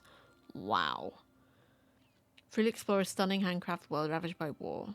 Face a variety that's from unexpected alliances and discover breathtaking locations amidst desolation. Ooh, features. 26 boss battles, damn! Featuring unique hand-drawn animations and varied combat styles, 8 handcrafted biomes, each with its own enemies and mechanics, 15 types of weapons, each affecting your gameplay style, a wide range of active and passive abilities along with different helmets to personalize your experience, and make your own strategy customizing your equipment. Wishlist now. It does look really, really good.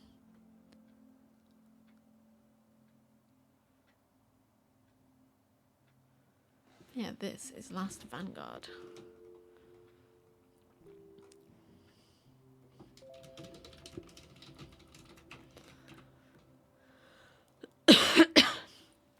Unlinked Mask. Inspired by the Game Boy but with touches of elevated difficulty, Viewer has been called by the gods to enter the people's lands, lead his way and overcome the challenges. Oh, it's a precision platformer. Immediate no from me. I ain't doing that. I am subjecting myself to that. But if you guys want to, it's here. Unlinked Mask.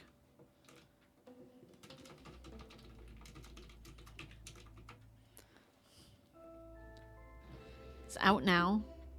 It looks great. I do love this retro style. And the pixel art cutscenes are really good too. Can I drink you yet? I can. Oh, that hit the spot.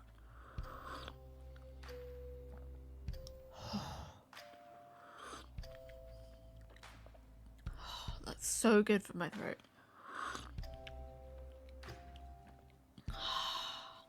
Sorry, I'm making weird noises.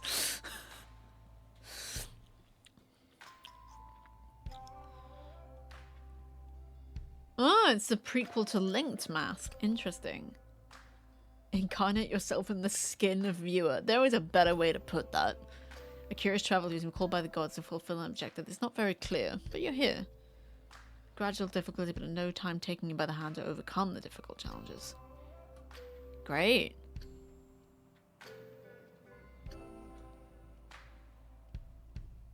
Okay. It's Unlinked Mask.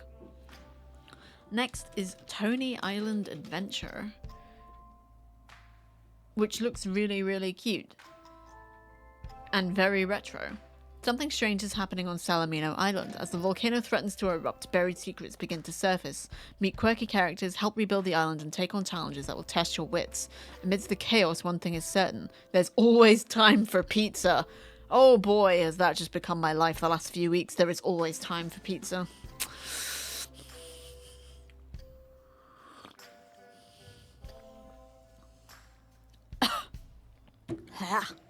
Excuse me. I'll wishlist that. Excuse me, if I don't wishlist that, and I'll get the demo too. Okay, so when I do that, it refreshes the page. So it refreshes the progress on the trailer, which is a little annoying. Pizza. Pizza. Pizza. I do love pizza. Even the one I got the other week that wasn't what I wanted was still good because it was pizza. All pizza is good pizza. That is the law of the pizza scale. Pizza. Man, I could really go for a pizza. But no. No. I'm being good tonight. I'm cooking my meal proper. And I got Tupperware containers so I can actually store it properly and it won't all go all horrible. And I am going to get a microwave this week.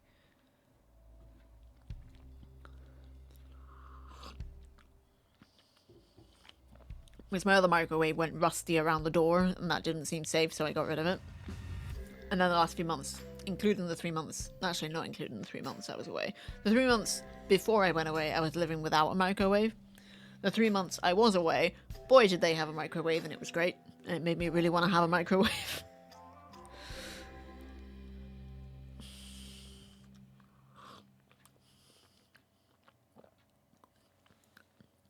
I spat on my screen.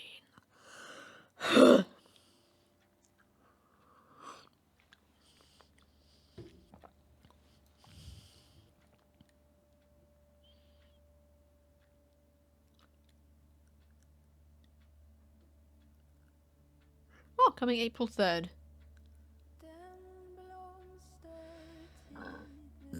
Excuse me. Can you customize your pizza? Let's find out.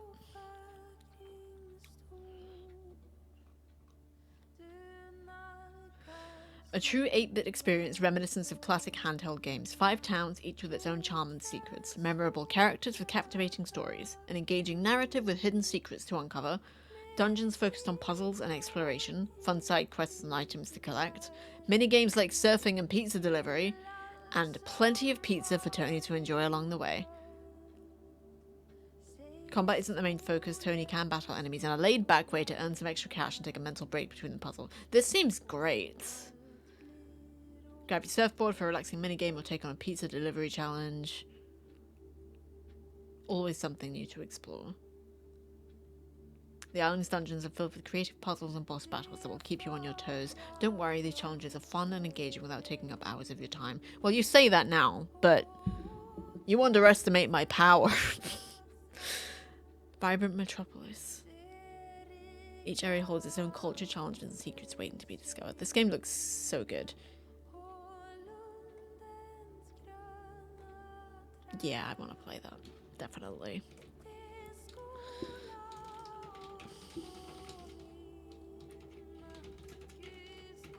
And there's your link. Next is Arashi Garden. Gaiden. Beg pardon. Arashi Gaiden is a turn-based action game with frantic combat in the dash and slash style. Arashi is a ninja from the Pocket Bravery universe. He was hired by his former master Lobo, which means wolf, receiving the mission of defeating ninjas and Matila soldiers to recover 3 powerful relics from Japan.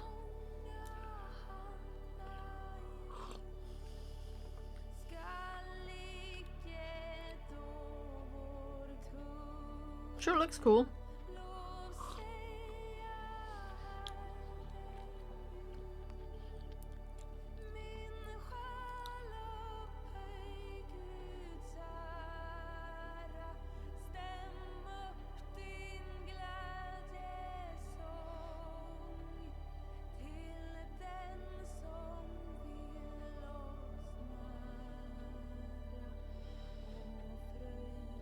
He's got the guts, guys. He's got the guts.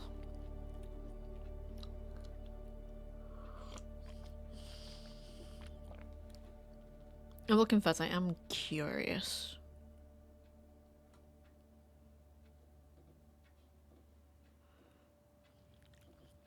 So I would want to give this a go. It looks really good. I'm not sure it gel well with the turn-based combat the way it's presented, but it looks interesting.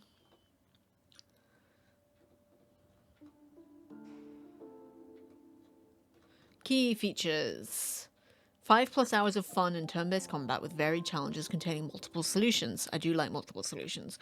Make quick combos or plan combat calmly. The choice is yours. Doing quick combos for sure. A new level for an innovative combat system. Dash and slash. Enjoy turn-based combat with fast moves. Fully handmade pixel art. Ooh. With themed scenes from different locations in Japan. And discover Arashi's story and his involvement with Lobo. It looks great. See power-ups as you progress. Yeah. This looks cool. In Arashi Gaiden, you must defeat all enemies turn by turn. We shall see. Arashi Gaiden.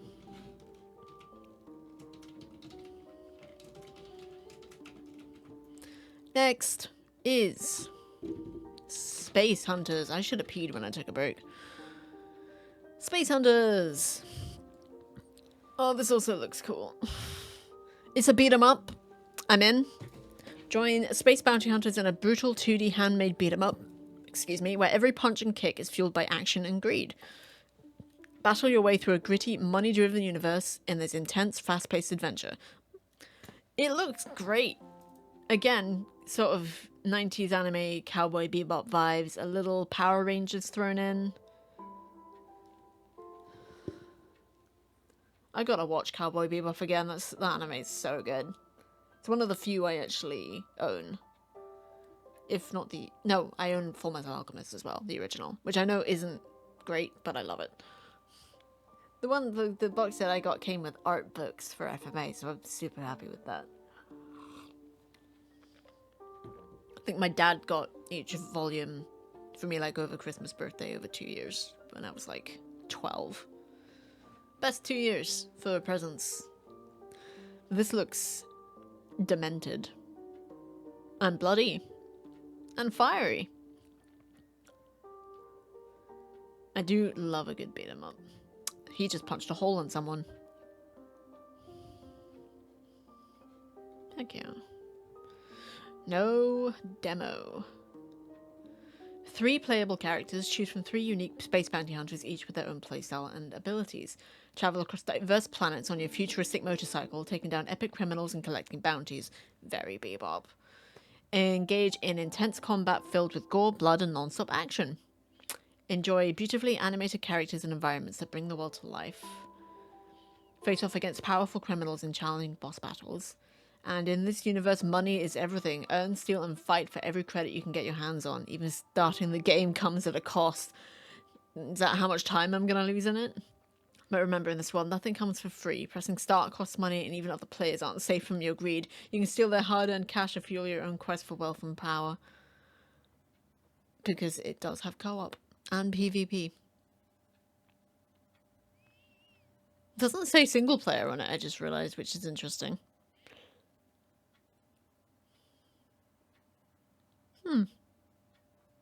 Interesting.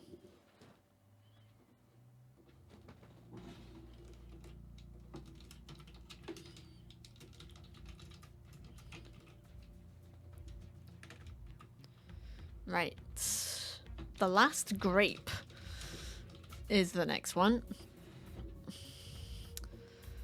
The Last Grape is a game about fruits, vegetables, and vengeance. Slice your enemies with speed and precision in this action, fast-paced platformer where you control a ninja grape and seek for revenge. Definitely a little bit of an awkward translation there, but it's to be expected. It's an action-adventure precision platformer. It's quite side-scroll. Precision platformer means I'm out because I have no precision. But it looks great. And there is a demo available if you guys want to check that out.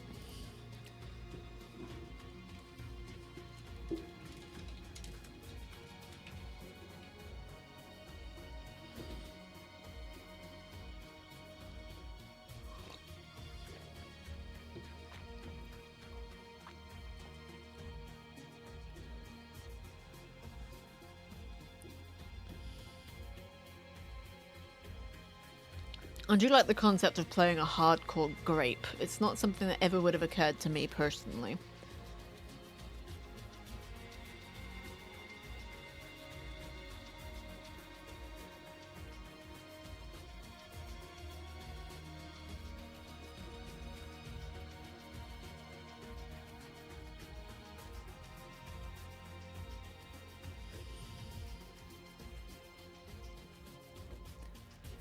Use your skills to climb, jump, and fight against a variety of enemies. Slash mechanics allow for fast and fluid action, creating impressive combos. With each successful strike, you can reset the cutting strike and keep slicing without interruptions. That's nice. It's hyper focus. Allows you to slow down the world around its bullet time, giving you time to carefully plan your movements and execute them with precision. Be very useful in battles against powerful enemies. Overcome complicated obstacles and solve puzzles. Got many challenges, different areas including dense forests, bustling cities, and dangerous underground caves. Yeah, it looked quite industrial from the trailer. Face epic bosses and uncover hidden secrets as you seek revenge against your enemies. An exciting and innovative action game that offers unique and addictive gameplay, thank you, that you won't want to miss. If you're into that, sure. Go Slimy Go is the next game.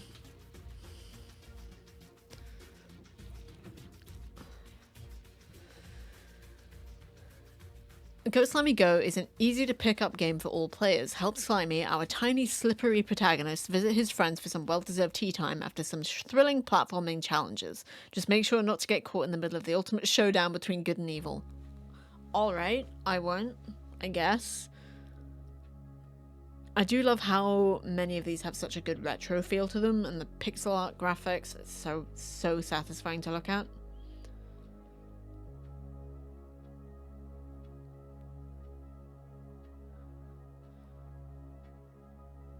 It's giving me Mario vibes for sure, but I think that was kind of the point.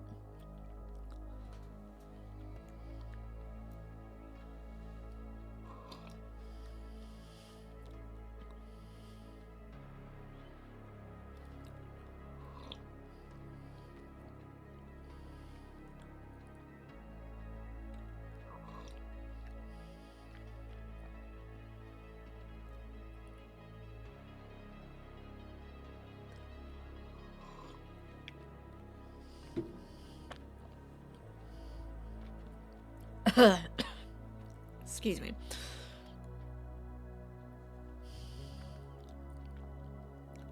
Oh, tea time, and there's a dog. Well, I'm in.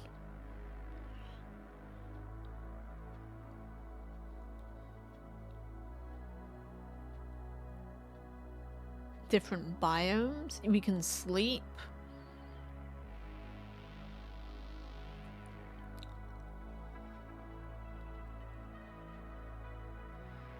It is very much like Mario. You gotta jump on your enemies' heads to bonk them. Seems to be a running theme. Bounce your way to victory.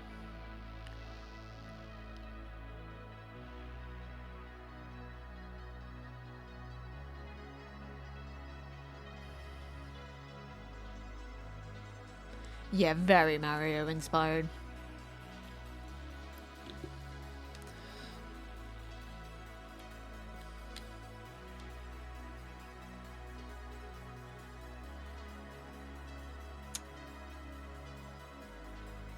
No HP. No damage. Interesting. No lives. So it's already nicer than Mario. Oof. So we can get stunned.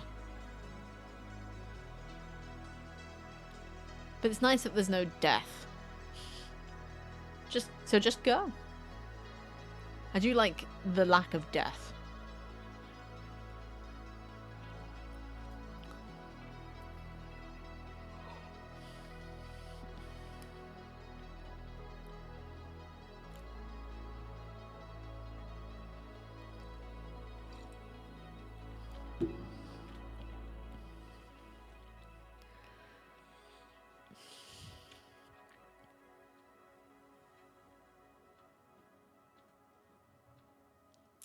Bounce your way through 50 meticulously handcrafted levels across 5 different worlds. 50 is a lot. Don't fight. Avoid all conflict to reach your goal. Enemies are mostly harmless, but little slippery. You are harmless as well. Your squishiness is your strongest weapon. Bounce onto, into, and across enemies to reach new heights. Survive boss battles where you are not the target. Try not to get caught in the ultimate showdown between good and evil. I do like the fact that we are just a slime in this world, just trying to get by, just trying to go see our friends. And there's a cat on the roof, guys. I gotta play this game. Not the last one, though. The last one is The War in Chiapas.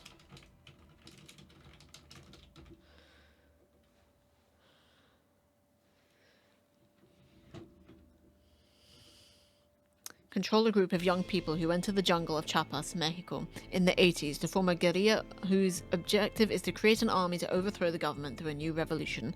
However, a paramilitary group appears unexpectedly. Can't remember if this was actually covered in Narcos Mexico. I don't know that it was.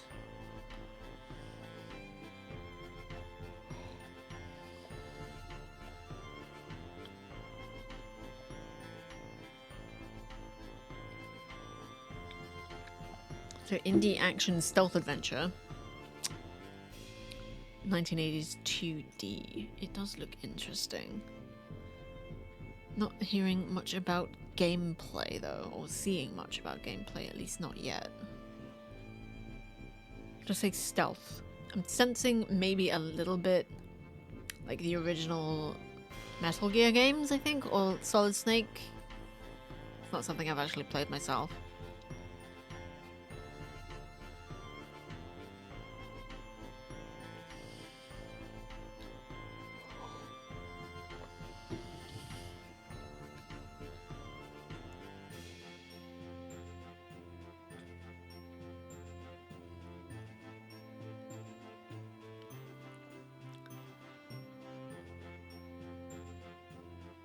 So it's very much about stealth and hiding. Okay. Oh, that's all in Spanish. Talento, velocidad, fuerza, stamina is at least the same. I don't really... Armas y municiones. Well, that's guns and ammo. Or munitions, rather. Mariel. No es el nivel de seguridad. It looks... Yeah, very... Yeah. It looks interesting, to be sure. I think I will give it a go. Single player... The audio is just in Spanish, which I love, but you can get English subtitles. The War in Chiapas is a fictional story inspired by true stories set in the 80s in the jungle of Chiapas, Mexico. A group of brave, young, dissatisfied and idealistic people decide to create an armed movement to generate a new revolution. The player takes control of a small group of rebels who go into the mountains, thus forming a guerrilla that will recruit new units to form an army even. However, it will not be an easy task, since convincing people to join their ranks requires a lot of effort. In addition, a new and fierce unknown paramilitary group is trying to eradicate any rebellious social movement discreetly and with impunity. The confrontation seems imminent and also very unequal, since the enemy is much superior in weapons, resources, and personnel. It is a stealth video game with action and strategy, a fictional story that takes place in a real place and context. It seems cool. It seems interesting. the war in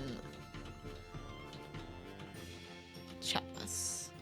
And yeah, that brings us to the end of the stream. It went on a lot longer than I expected. We've been going nearly 4 hours, but there were a lot more games in the Latin American Showcase than there were in the Wholesome Snack.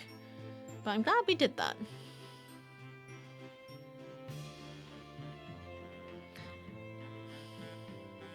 I'm glad we did that. I'm glad we went through them. So there were a lot of good games in there and a lot of games that needed more love and attention. But yeah, that'll do it for us for today. Gonna raid somebody. Somebody. I think we're gonna raid Dear Mimi. They're doing their big birthday stream at the moment. They're actually doing really, really well. They've got 1.7k viewers right now, which is crazy. Not that crazy because they're like a pretty big streamer in their own right, but yeah, we're gonna raid Mimi. Mimi's really, really nice as well. She's such a lovely person. And I will see you guys tomorrow, hopefully, for some Children of Mortar. I will be hopefully streaming into the evening. See, my Skyrim stream last week, the one that ended up being almost 8 hours long, I did that thing again. I can't do my own chat commands. That is kind of the typical length I would like to aim to do, because I want to start in the afternoon and go for as long as I am able, which is why I'm starting earlier, so I have more time to go longer without impacting my sleep schedule. So it's something I definitely want to try and do more of. I'm not gonna force it. If I don't feel it, I am just gonna end, which is why I'm not continuing tonight, because my throat is done and we went all over the games on the list, so I'm happy with that. I don't need to play anymore, and I've got plans tonight anyway, so. But yeah, I'm going to try and do another longest stream tomorrow, but we'll see how it goes, and I will see you guys when I see you. Thank you again so much for joining, and Madame Malefique, thank you again so much for the 200 biddies. I appreciate you, and Willhogman for the 10-bit sound alert. Even if you couldn't hear it, you should be able to now. I bumped them all up to 100%, so they might actually deafen everybody. Might need some work, but we'll cross that bridge when we come to it. Alright, Raiden, Mimi, and I will see you guys when I see you. Hope you have a great rest of your week. Great rest of your week, there she is. Alright. Bye guys, I love you. I love you all.